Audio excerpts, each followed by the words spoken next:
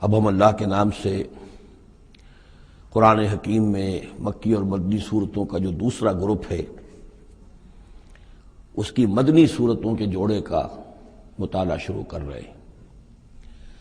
مکیات اس دوسرے گروپ میں دو ہیں، سورۃ الانعام، سورۃ الاعراف، جن کا مطالعہ ہم کر چکے، اور میں نے ابتدا ہی میں عرض کیا تھا کہ یہ گروپ اس اعتبار سے متوازن ہے کہ اس میں دو ہی صورتیں مکی ہیں، دو ہی مدنی ہیں۔ انفال اور توبہ یہ دو مدنیات ہیں۔ ان کا جو ربط اور تعلق ہے اس گروپ کی مکی صورتوں کے ساتھ، پہلے تو اس کو سمجھ لیجئے۔ ہم دیکھ چکے ہیں سورہ انعام اور اعراف میں کہ ان میں اتمام حجت ہوا ہے بنو اسماعیل پر یا مشرکین عرب پر۔ اس اتمام حجت کے بعد اللہ کا جو ہمیشہ سے ضابطہ اور قاعدہ رہا ہے، قانون رہا ہے کہ کسی رسول کے بھیجے جانے کے بعد اور اس کی جانب سے اتمام حجت کے کیے جانے کے بعد بھی اگر کوئی قوم کفر پر اڑی رہے بحیثیت مجموعی تو اس پر عذاب الہی آتا ہے، عذاب استیصال۔ اگرچہ یہ عذاب مختلف شکلوں میں آیا، کہیں کسی قوم کو ان کے اپنے ہی علاقوں میں سیلاب بھیج کر اور غرق کر دیا گیا، جیسے حضرت نوح علیہ السلام۔ کہیں کوئی بہت تیز آندھی بھیجی اور اس کے نتیجے میں جیسے کہ قوم عاد کے اوپر عذاب آیا، کہیں زلزلہ آیا، کہیں آسمان سے پتھراؤ ہوا جیسے کہ عمورہ اور صدوم کی بستیوں پر ہوا، کہیں جیسا کہ آپ کو معلوم ہے کہ آل فرعون کو ان کے محلوں سے اور گھروں سے نکال کر لا کر سمندر میں غرق کر دیا۔ تو قریش پر جو عذاب آیا ہے اللہ تعالیٰ کا، وہ اپنی نوعیت میں منفرد ہے۔ چونکہ حضور خود قرشی تھے، بنی اسماعیل میں سے تھے، اور آپ نے اتمام حجت کر دیا ان پر 13 برس تک، 12 برس تک دعوت دے کر، تو اب گویا کہ وہ عذاب الہی کے مستحق ہو گئے تھے۔ لیکن یہ عذاب الہی جو ہے قریش پر جو آیا ہے وہ بالاقساط آیا ہے۔ اس کی قسط اول ہے کہ جو غزوہ بدر میں ان تک پہنچی، انہیں مکے سے نکالا گیا، جیسے کہ آل فرعون کو ان کے محلات سے نکالا گیا اور لا کر سمندر میں غرق کیا گیا۔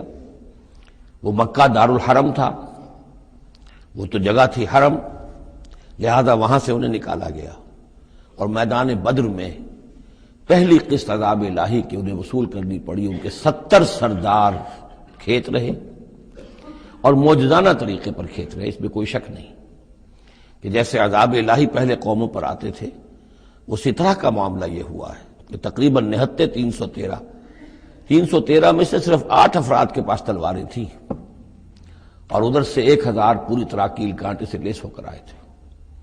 تو اللہ کی خصوصی مدد تھی کہ جس سے یہ عذاب آیا ہے اصل میں قریش کے اوپر، اور تقریباً تمام بڑے بڑے نامور سردار جو ہیں وہی میدان میں کھیت رہے، 70 ان کے قیدی ہو گئے۔ ابھی زخمی کتنے ہوئے ہوں گے انہیں بھی آپ ذہن میں رکھیے۔ تو یہ عذاب کی پہلی قسط تھی جو غزوہ بدر میں آئی ہے، اور پھر عذاب کا آخری مرحلہ آیا ہے سن 9 ہجری میں، جب مشرکین عرب کو آخری الٹیمیٹم دے دیا گیا کہ اب بس چند مہینے کی تمہیں مہلت دی جا رہی ہے، اس کے اندر اندر یا ایمان لے آؤ اور یا تمہیں تہہ تیغ کر دیا جائے گا۔ فَإِذَا انسَلَخَ الْأَشْهُرُ الْحُرُمُ فَاقْتُلُوا الْمُشْرِكِينَ حَيْثُ وَجَدتُّمُوهُمْ۔ اب یہ انتہائی یوں سمجھیے کہ توہین اور تذلیل کے ساتھ چیلنج تھا۔ یہ دوسری بات ہے کہ وہ سب لوگ ایمان لے آئے اور یہ قتل عام کی نوبت نہیں آئی، لیکن یہ کہ یہ آخری قسط تھی۔ وہ آخری قسط جو ہے سورہ توبہ میں بیان ہوئی ہے، اور عذاب کی پہلی قسط جو ہے وہ سورہ انفال میں ہے۔ ان دونوں صورتوں کو جمع کر دیا گیا تاکہ انعام اور اعراف میں بنو اسماعیل پر یا مشرکین عرب پر اتمام حجت، اور انفال اور توبہ میں ان پر جو عذاب الہی نازل ہوا اس کی تفصیل۔ تو یہ تو ہے معنوی ربط اس گروپ کی مکی اور مدنی صورتوں کے مابین۔ باقی جو یہ سورہ انفال ہے اس کے بارے میں نوٹ کر لیجئے کہ غزوہ بدر کے فوراً بعد متصلاً بعد نازل ہوئی ہے۔ گویا کہ سورہ آل عمران جو ہم پڑھ چکے ہیں اس سے پہلے ہے اس کا نزول، اس کے اکثر و بیشتر حصے سے پہلے نازل ہوئی ہے۔ تو یہ زمانی ترتیب جو ہے اگر یہ ذہن میں نہ رہے تو پھر اس سے کافی خلجان پیدا ہو جاتا ہے۔ اس کا جو پس منظر ہے وہ یہ غزوہ بدر کا معاملہ سمجھنا بہت ضروری ہے۔ دیکھیے یہاں تفصیل کا موقع تو ہے نہیں، میں نے سیرت النبی علیہ صاحب الصلاۃ والسلام سے منہج انقلاب نبوی کے جو مختلف سٹیپس ہیں کہ اس میں کن کن مراحل سے ہو کر آپ نے دین کے غلبے کا جو فرض منصبی آپ کے حوالے کیا گیا تھا اس کی تکمیل فرمائی، تو اس میں یوں سمجھیے کہ ایک مرحلہ تھا جو مکے میں طے ہو گیا، اور وہ اصل میں 4 مرحلے تھے: دعوت، تنظیم، تربیت اور صبر محض۔ وہاں ہاتھ اٹھانے کی اجازت نہیں تھی۔ ہم پڑھ آئے ہیں، سورہ نساء میں آ چکا ہے کہ اس وقت حکم تھا کفو ایدیکم، اپنے ہاتھ بندھے رکھو، تمہارے چاہے ٹکڑے اڑا دیے جائیں، تمہیں زندہ جلا دیا جائے، تم کوئی انتقامی کارروائی تو دور کی رہی، مدافعانہ کارروائی بھی نہیں کرو گے۔ No raising of hands even in self defence. یہ 4 مراحل تھے جو چلتے رہے تا آ کے ایک طرف تو حضور کے پاس جانثاروں کی ایک جماعت تیار ہو گئی جو سرد و گرم چشیدہ تھے، ہر طرح کے حالات میں سے گزر چکے تھے، سختیاں جھیل چکے تھے، قربانیاں دے چکے تھے، ان کے اخلاص مع اللہ میں کسی شک و شبے کی گنجائش نہیں تھی، ان کے دل جو ہیں خالص ہو چکے تھے اللہ کے لیے۔ اور دوسری طرف یہ کہ اللہ تعالیٰ نے ایک دار الہجرت کا انتظام کر دیا، کھڑکی کھول دی مدینے کی طرف، ہجرت کا اہتمام ہو گیا تاکہ اہل ایمان کو وہاں سے نکال کر اور مدینے میں لے آیا جائے۔ اب یہاں سے اقدام ہو، اسی لیے ہجرت فرض کر دی گئی کہ اب تمام مسلمان یہاں آ جائیں۔ ظاہر بات ہے کہ ہجرت جو ہے وہ فلائٹ نہیں تھی، وہ کوئی فرار نہیں تھا، بھاگ کر جان بچانا نہیں تھا۔ مغربی مورخین تو اسی نام سے اس کو یاد کرتے ہیں۔ وہ تو اصل میں یہ تھا کہ ایک جگہ اگر اس کام کے لیے موضوع نہیں ہے تو کوئی اور بیس، آلٹرنیٹ بیس اگر مل جائے تو وہاں سے اپنا آفینسو جو ہے، آخری فیصلہ کن اقدام جو ہے وہاں سے لانچ کیا جائے۔ لہذا مدینے میں آ کر حضور نے صلی اللہ علیہ وسلم صرف 6 مہینے لیے ہیں انٹرنل کنسالیڈیشن، کہ اب آپ آئے ہیں، نئے آئے ہیں، مہاجرین نئے آئے ہیں، تو ایک تو یہ کہ ان 6 مہینے میں آپ نے مسجد نبوی تعمیر کر لی، مرکز بن گیا، گورنمنٹ ہاؤس بھی ہو گیا یہ، اور پارلیمنٹ ہاؤس بھی ہو گیا، دارالندوہ بھی ہو گیا، دارالعلوم بھی ہو گیا، خانقاہ بھی ہو گئی، عبادت گاہ بھی ہو گئی، مرکز ہو گیا۔ ثانیاً آپ نے انصار اور مہاجرین کے اندر مواخات کرا دی، ایک انصاری ایک مہاجر بھائی بنا دی۔ تیسرے یہ کہ آپ نے بہت بڑا کام یہ کیا کہ جو یہود کے قبیلے وہاں آباد تھے ان کو آپ نے ان کے ساتھ ایک معاہدہ کر لیا، جوائنٹ ڈیفنس آف مدینہ، میثاق مدینہ، مدینے کی ایک مدافعت جو ہوگی وہ مشترک ہوگی، کوئی بھی حملہ آور آئے گا باہر سے تو مل کر مسلمان اور یہودی اس معاملے میں ایک ملت ہوں گے اور دفاع کریں گے مدینے کا۔ بس 6 مہینے آپ نے اس کام میں لیے، 7ویں مہینے سے پھر آپ نے کچھ چھوٹے چھوٹے دستے بھیجنے شروع کر دیے، چھاپا مار دستے سمجھ لیجئے، کہ جس سے وہ جو کیروان روٹس تھے، قریش کی لائف لائن یہی تھی، ان کا تجارتی سلسلہ تھا، شام کی طرف قافلے جو جاتے تھے وہ بدر سے ہو کر گزرتے تھے، بدر کے قریب سے، اور بدر جو ہے مدینے سے قریب تر تھا، مکے سے فاصلہ زیادہ ہے، اور جو قافلے جاتے تھے یمن کو وہ طائف سے ہو کر گزرتے تھے۔ تو آپ نے ان راستوں کے اوپر چھاپا مار دستے بھیجنے شروع کر دیے۔ جدید اصطلاح میں اس کو یہ کہا جائے گا کہ اکنامک بلاکیڈ آف مکہ۔ 8 ایسی مہمیں غزوہ بدر سے پہلے ثابت ہیں 1.5 سال کے اندر۔ 6 مہینے آپ نے وہ لیے، 1.5 سال اور 2 سال کے بعد غزوہ بدر ہو گیا ہے۔ تو یہ 1.5 سال میں 8 مہمیں، جن میں سے 4 میں کہ حضور خود بھی بنفس نفیس شریک رہے ہیں، اس لیے وہ غزوات کہلاتے ہیں، اور 4 وہ ہیں کہ جن میں آپ نے صرف کچھ لوگوں کو بھیج دیا ہے کسی امیر کے تحت، وہ سرایا کہلاتے ہیں۔ تو یہ جو صورتحال ہوئی، اور اس میں یہ بھی ہوا کہ حضور جہاں جاتے تھے خود تو وہاں کے قبائل سے آپ معاہدے کر لیتے تھے۔ اب یا تو وہ جو قبائل جو تھے مقامی، پہلے تو وہ قریش کے حلیف تھے، اب یا تو وہ حضور کے حلیف ہو گئے، مسلمانوں کے حلیف ہو گئے، تو قریش کی طاقت کم ہوئی، مسلمانوں کی بڑھ گئی، یا یہ ہے کہ وہ نیوٹرل ہو گئے کہ ہم نہ قریش کی مدد کریں گے آپ کے خلاف، نہ آپ کی مدد کریں گے قریش کے خلاف، نیوٹرل ہو گئے۔ اس سے بھی یہ ہے کہ قریش کا جو حلقہ اثر تھا، سیاسی زون آف پولیٹیکل انفلوئنس، وہ کم ہو رہا ہے۔ یہ 2 چیزیں ایسی ہوئی ہیں، political isolation of Quraysh and economic blockade of Mecca, جس کے نتیجے میں مکے والے جو ہیں پھر یوں سمجھیے کہ تنگ آمد بجنگ آمد، ورنہ مکے والوں کی طرف سے کوئی آغاز ثابت نہیں ہے تاریخ میں کہ حضور کے اور مسلمانوں کے مکے سے جانے کے بعد ان کی طرف سے کوئی ابتدا ہوئی ہو، کوئی انیشیٹو لیا گیا۔ 2 واقعات خاص طور پر ایسے ہو گئے کہ ایک چھوٹا سا آپ نے ایک دستہ بھیجا تھا نخلا، اور یہ نخلا جو ہے یہ مکے اور طائف کے مابین ہے، تو سمجھیے کس قدر فاصلے پر، اور وہاں مٹ بھیڑ ہو گئی، جو مسلمان وہاں بھیجے گئے تھے ان کے کفار کے ساتھ، وہاں ایک مشرک مکے کا مارا گیا، ایک کو انہوں نے قید کیا، ساتھ لے آئے، کچھ سامان جو ان کا تجارت تھا وہ بھی لے آئے، وہ مال غنیمت سمجھ کر۔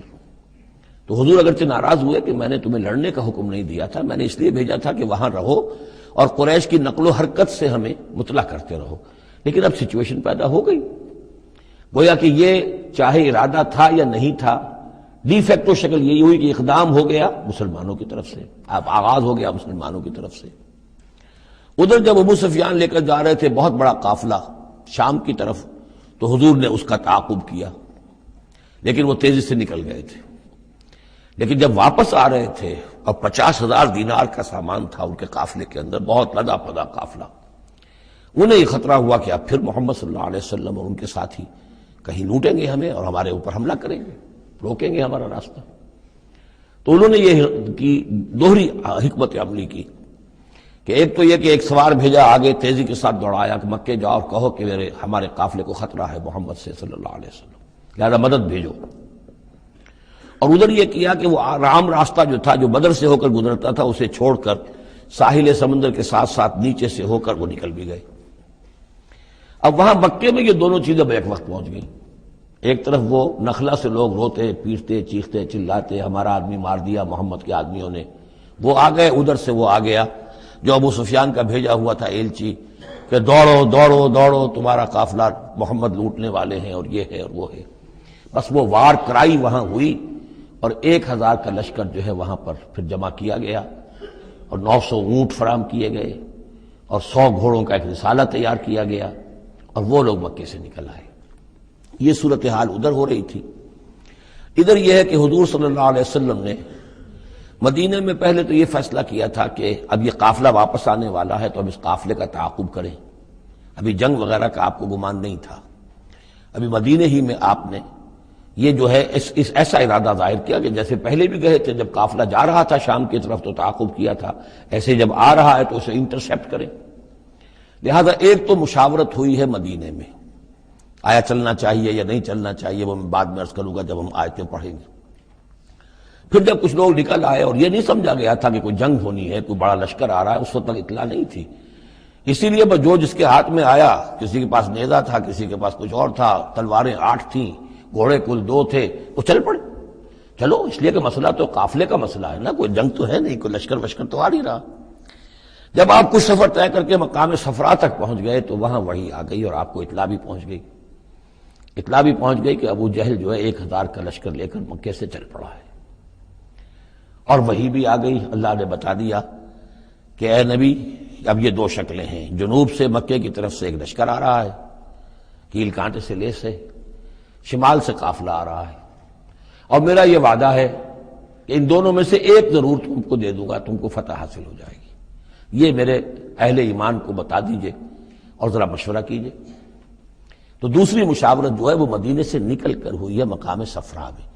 یہ اصل میں جو چیزیں اگر سامنے نہ ہوں تو پھر یہ بہت خلجان ہوتا ہے، اور اکثر لوگوں کو، مترجمین کو اور مفسرین کو بہت خلجان رہا ہے ان آیات کے سمجھنے میں۔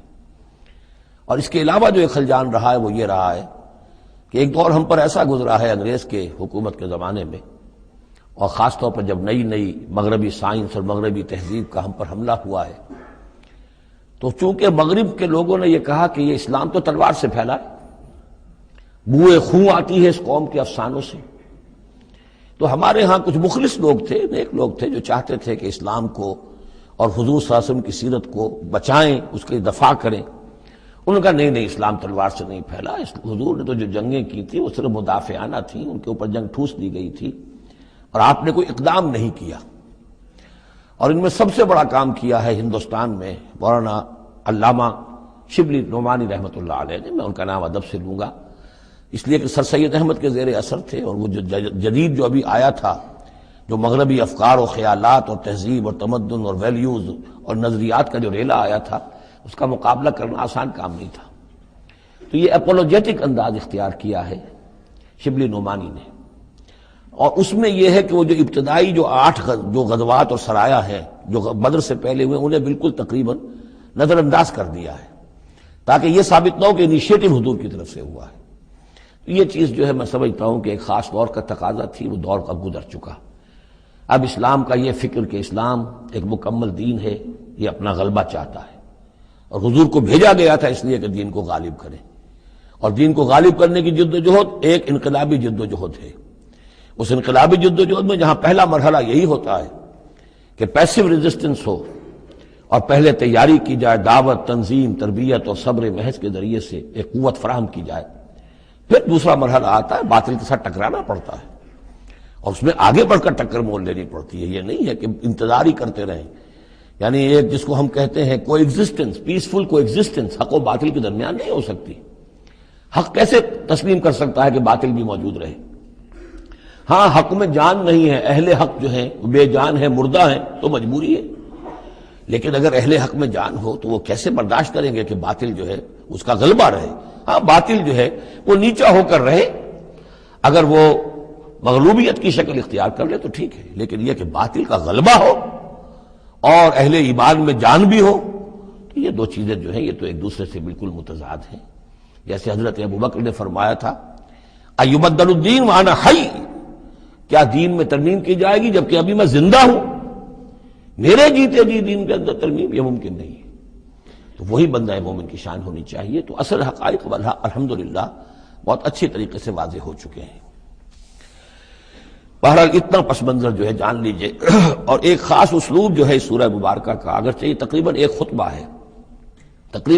ہے مسلسل 10 رکوع ہے، لیکن اس میں ایک خاص مسئلے کو نکال کر پہلے درمیان شروع میں لے آئے ہیں۔ اس کی بحث آئے گی تقریباً وسط میں جا کر، لیکن اس اسلوب کو یہاں نوٹ کر لیجئے، وہ اس لیے کہ یہی اسلوب ہے جس سے ہمیں سمجھنے میں مدد ملے گی سورہ توبہ کے جو ترتیب مضامین ہے، وہاں بھی بہت اشکال ہے، اور بہت سے مترجمین کو جدید دور کے جو زیادہ محنت نہیں کر سکے ہیں، بس ترجمہ مکمل کرنا انہوں نے اپنے پیش نظر رکھ لیا، تفسیر مکمل کرنی ہی ہے، لہذا وہ تیزی کے ساتھ وہ دقت نظر کا ثبوت نہ دے سکے تو اس میں بڑے خلجان پیدا کر دیے۔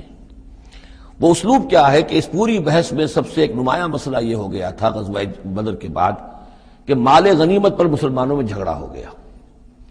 پہلی جنگ تھی، غنیمت کی تقسیم کیسے ہوگی، اس کا قانون کیا ہے، اس کا ضابطہ کیا ہے، وہ معلوم نہیں تھا۔ اور یہ کہ عام طور پر جو عرب میں پہلے رواج تھا وہ تو یہ تھا کہ جس کے ہاتھ جو لگ گیا بس وہ اس کا ہے، وہ تو لوٹ مار جانتے تھے، کوئی باقاعدہ جنگ جو ہے وہ تو ان کے ہاں اس طریقے سے منظم کوئی تنظیم تو تھی نہیں، تو جو جس کے ہاتھ لگ گیا۔ اب لوگوں نے یہ سمجھا غزوہ بدر میں جس نے جو کچھ مال غنیمت جمع کیا وہ اس کا ہے۔ اب کچھ لوگوں نے کہا صاحب کہ ہم یہاں حضور کے حفاظت کے لیے مامور تھے، یہاں پہرے پر تھے، ہم تو مال جمع نہیں کر سکے، تو کیا مطلب ہے ہمارا کوئی حصہ نہیں ہوگا؟ یا یہ ہے کہ کچھ بزرگوں نے کہا جو وہ اتنی بھاگ دوڑ تو نہیں کر سکتے جتنے نوجوان کر سکتے تھے، بھاگ کر دوڑ کر ادھر سے ادھر جمع کر لینا، لیکن یہ کہ ان کی حیثیت ہوتی ہے، وجاہت ہوتی ہے، تو ایک جھگڑا پیدا ہو گیا کہ یہ کس طریقے سے تقسیم ہو، کس کا کتنا حق ہے۔ تو اس جھگڑے کا ذکر کر کے سورت شروع کی ہے، لیکن اس کے اوپر کوئی بات یہاں نہیں کی، بلکہ کیٹیگوریکل بات کی ہے کہ جڑ کاٹ دی اس کی، لیکن اس پر جو اصل حکم ہے وہ بعد میں آئے گا وسط سورت میں۔ مال غنیمت کے لیے یہاں لفظ آیا انفال، یسألونک عن الانفال، اے نبی یہ آپ سے انفال کے بارے میں پوچھ رہا ہے۔ انفال جمع نفل کی، نفل کہتے ہیں کسی اضافی شے کو، جیسے نماز فرض ہے، یہ سنت مؤکدہ ہے، یہ فلاں ہے، یہ نفل ہے، اضافی ہے، آپ کی مرضی پر ہے، پڑھیں نہ پڑھیں۔ تو جو کہ جنگ میں اصل شے جو مطلوب ہوتی ہے وہ فتح ہوتی ہے، مال غنیمت تو ایک اضافی شے، بونس ہے جو مل گیا، ورنہ اصل شے جو ہے وہ مال غنیمت جو ہے پیش نظر جنگ میں نہیں ہوتی۔ لوٹ مار میں اصل شے جو ہے وہ لوٹ مار کا مال ہوتا ہے، لیکن جب جنگ ہوتی ہے تو جنگ میں تو اصل چیز جو مقصود ہے وہ فتح ہے۔ تو اس حوالے سے مال غنیمت کو انفال کے لفظ سے تعبیر کیا گیا، یسألونک عن الانفال، اے نبی یہ آپ سے پوچھ رہے ہیں مال غنیمت کے بارے میں، قل الانفال للہ والرسول۔ پہلے تو جڑ کاٹ دی مسئلے، کہہ دیں کہ یہ انفال کل کے کل اللہ اور اس کے رسول کے ہیں، تم میں سے کسی کا کوئی حق ہے ہی نہیں، لاؤ سب جمع کر دو۔ یہ فتح جو ہے تمہارے ہاتھوں نہیں آئی ہے، یہ اللہ کی خصوصی مدد سے آئی ہے، لہذا کسی کا کوئی حق نہیں۔ زیرو لیول پر لا کر پھر ان کو سنبھالنا آسان تھا کہ جب معلوم ہو کہ سب کچھ ہاتھ سے دے کر، تو پھر تو ظاہر بات ہے کہ آدمی جو ہے جب ساری جاتی دیکھیے تو آدھی دیجیے بانٹ والی بات ہے، پھر وہ کم کے اوپر بھی راضی ہو گئے۔ لیکن پہلا مسئلہ یہی تھا، قل الانفال للہ والرسول واتقوا اللہ، اللہ کا تقوی اختیار کرو، واصلحوا ذات بینکم، اور اپنے آپس کے معاملات کو درست کرو، واطیعوا اللہ ورسولہ، اور اللہ اس کے رسول کی اطاعت کرو، ان کنتم مؤمنین، اگر تم مومن ہو۔ گویا کہ جڑ ہی کاٹ دی، کسی کا کوئی حق اس میں ہے ہی نہیں، یہ سب اللہ اس کے رسول کے لیے یعنی اسلامی ریاست کے لیے۔ اب یہاں جو آگے آیات آ رہی ہیں بڑی اہم ہے۔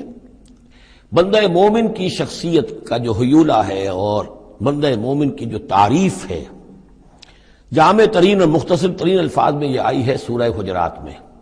اس کے دو حصے ہیں، ایک تو ہے بندہ مسلم، مسلمان کے لیے تو 5 چیزیں ہیں، کلمہ شہادت، نماز، روزہ، حج، زکوٰۃ، لیکن حقیقی مومن کے لیے اس میں 2 اضافی چیزیں شامل کرنی پڑیں گی۔ وہ کیا ہیں؟ دلی یقین اور عملی جہاد۔ بندہ مومن کی شخصیت کے اندر یہ 2 رخ اور ہونے چاہیے۔ جو صرف مسلمان ہے، کلمہ شہادت، نماز، روزہ، حج، زکوٰۃ، بنی الاسلام علی 5، شہادت اللہ الہ الا اللہ وان محمد رسول اللہ واقام الصلاۃ وایتاء الزکوٰۃ وصوم رمضان وحج البیت۔ لیکن مومن انما المؤمنون الذین آمنوا باللہ ورسولہ ثم لم یرتابوا، یقین والا ایمان، دل میں ایمان، وجاہدوا باموالہم وانفسہم فی سبیل اللہ، اور جہاد کریں اپنی جان اور مال کے ساتھ اللہ کی راہ میں۔ اب یہاں یوں سمجھیے کہ سورہ حجرات کی اس آیت نمبر 15 میں جو ڈیفینیشن آئی ہے، جیسے پرکار ہوتی ہے، پرکار کو کھول دیا۔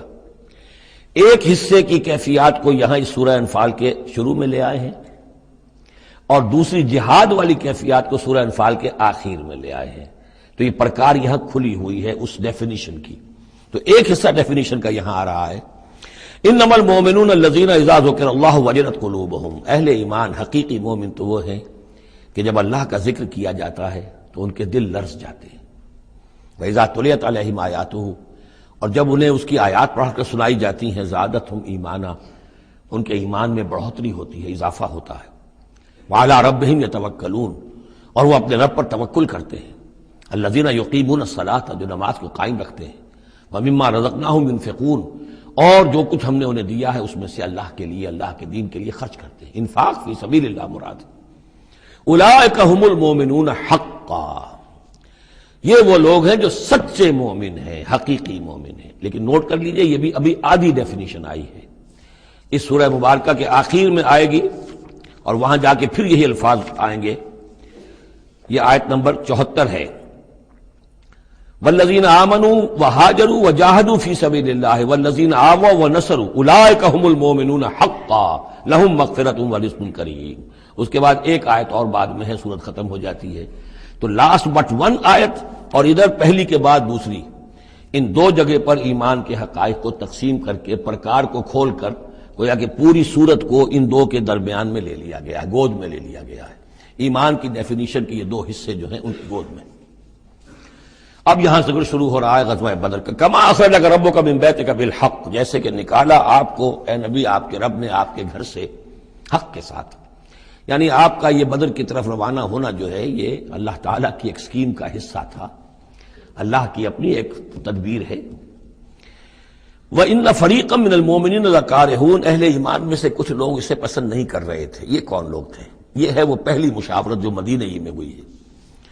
ان میں ظاہر بات ہے مدینہ میں منافق بھی تھے، جن کا خیال یہ تھا لڑنے بھیڑنے کا، لوٹ مار کرنے کا، یہ کوئی فائدہ ہے بھلا؟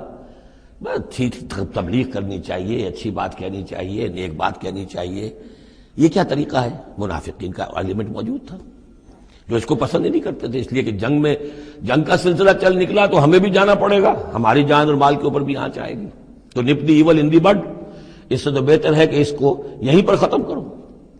اس اعتبار سے ویسے بھی کچھ انسانی فطرت ایسی ہوتی ہے، کچھ نیک سرشت لوگ بھی ہوتے ہیں کہ آخر اس سے کیا فائدہ نکلے گا؟ ابھی کوئی خاص جو ہے قریش کی طرف سے تو اقدام ہوا نہیں تھا، ہم آگے بڑھ کر جو ہے یہ جو بات اقدام کر رہے ہیں تو آخر اس کا فائدہ کیا ہے؟ تو یہ اس قسم کی باتیں اس وقت کہی گئیں۔ ان فریقا من المؤمنین لکارہون، اب یہ مومنین ان میں سے اہل نفاق بھی ہو سکتے ہیں اور سادہ لوگ اور نیک دل جو مسلمان ہیں وہ بھی ہو سکتے ہیں۔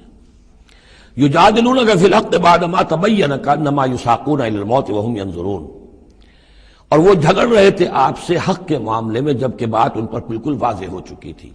یہ دوسری آیت میرے نزدیک جو دوسری مشاورت ہوئی ہے مقام صفرا پر، اس سے متعلق ہے۔ وہ یہ کہ وہاں سے جب مکے سے آپ چلے تو اس وقت تک کسی لشکر وغیرہ کی کوئی اطلاع نہ آپ کو تھی اور نہ اس کا کوئی گمان تھا ابھی۔ وہ تو ایسے ہی تھا جیسے پہلے 8 مرتبہ جو ہے وہ جو ایکسکرشنز جو ہوئی تھیں، جس طریقے کی مہمات بھیجی گئی تھیں، یہ اسی طرح کی ایک مہم ہے۔ لیکن یہ ہے کہ آگے چل کر جب آپ کچھ دور چل نکل کے آ گئے تھے، یہاں آ کر جو ہے آپ کو وحی بھی آ گئی اور اطلاعات بھی مل گئی کہ صورتحال وہ ہو چکی ہے۔ ایک طرف نخلا سے روتے پیٹتے لوگ پہنچ گئے وہاں، دوسری طرف یہ کہ ادھر سے ابو سفیان کا جو ہے ایلچی پہنچ گیا چیختا چلاتا ہوا، اور 1000 کا لشکر لے کر ابو جہل نکل پڑا ہے بدر کی طرف۔ اب وہ بدر کی طرف آ رہا ہے، ادھر سے قافلہ بدر کی طرف آ رہا ہے شمال سے۔ اس وقت اللہ تعالیٰ نے فرمایا، اور یہ مشاورت جیسا کہ میں نے کہا تھا جیسے کہ حضرت طالوت نے کی تھی، ایک آزمائش اپنی فوج کی کہ جو اس دریا میں سے پانی پیے گا، سیر ہو کر پیے گا، اس کا مجھ سے کوئی تعلق نہیں۔ اسی طرح کا آپ نے مشاورت کا معاملہ اللہ تعالیٰ کے حکم سے مسلمانوں کے سامنے رکھ دیا۔ بعدما تبین کانما یساقون الی الموت، وہ لوگ ایسے محسوس کر رہے تھے جیسے انہیں دھکیلا جا رہا ہو موت کی طرف، وہم ینظرون، اور وہ دیکھ رہے ہوں۔ ظاہر بات ہے یہ کیفیت تو کٹر جو منافق تھے وہاں پر انہیں کی ہو سکتی تھی۔ وَإِذْ يَعِدُكُمُ اللَّهُ إِحْدَى الطَّائِفَتَيْنِ أَنَّهَا لَكُمْ، اور جب کہ اللہ تعالیٰ وعدہ کر رہا تھا تم سے کہ ان دونوں گروہوں میں سے ایک تمہیں مل جائے گا، ایک پر تمہاری فتح گارنٹیڈ ہے۔ وَتَوَدُّونَ أَنَّ غَيْرَ ذَاتِ الشَّوْكَةِ تَكُونُ لَكُمْ، اور اے مسلمانوں تم یہ چاہتے تھے کہ ادھر جاؤ جدھر کے کانٹا لگنے کا کوئی اندیشہ نہ ہو، اس لیے کہ بمشکل 50 یا 100 آدمی تھے اس قافلے کے ساتھ، اور اونٹ تھے بے شمار، اور جو میں نے آپ کو بتایا بہت بڑی مقدار کے اندر جو ہے 50,000 دینار کا جو مال تھا ان کے پاس، تو ان کو تو آسانی سے قابو کیا جا سکتا تھا، اس میں اندیشہ کم تھا۔ پھر دلیلیں بھی عقلی آ گئی ہوں گی کہ حضور ہمارے پاس تو کچھ ہتھیار بھی نہیں ہے، کچھ نہیں ہے، ہم تیاری کر کے مدینے سے نکلے ہی نہیں ہیں، تو اچھا ہے پہلے یہ کہ ہم جا کر ان پر قبضہ کر لیں تو ان کے ہتھیار بھی ہمیں مل جائیں گے، تو پھر لشکر سے لڑنے کے لیے ہم بہتر پوزیشن میں ہوں گے۔ تو عقل و منطق بھی یہ گویا کہ ان کے ساتھ تھی۔ وَيُرِيدُ اللَّهُ أَن يُحِقَّ الْحَقَّ بِكَلِمَاتِهِ، اور اللہ یہ چاہتا تھا کہ اپنے بات کو اپنے فیصلے کے ذریعے سے حق کا حق ہونا ثابت کر دے۔ وَيَقْطَعَ دَابِرَ الْكَافِرِينَ، اور کافروں کی جڑ کاٹ دے۔ یہ قطع دابر القوم الذین ظلموا، کافر قوم کی جڑ کاٹ دی گئی، جو ہم پڑھ کر آئے سورہ اعراف میں۔ اللہ کا ارادہ یہ تھا، اگر عام جو دنیاوی قواعد و ضوابط ہیں، فزیکل لاز ہیں، اس کے تحت یہ ہوتا تو اتنی بڑی بات ہی نہ ہوتی۔ اسے یوم الفرقان بنانا تھا کہ نمایاں ہو جائے کہ اللہ کس کے ساتھ ہے، حق کدھر ہے۔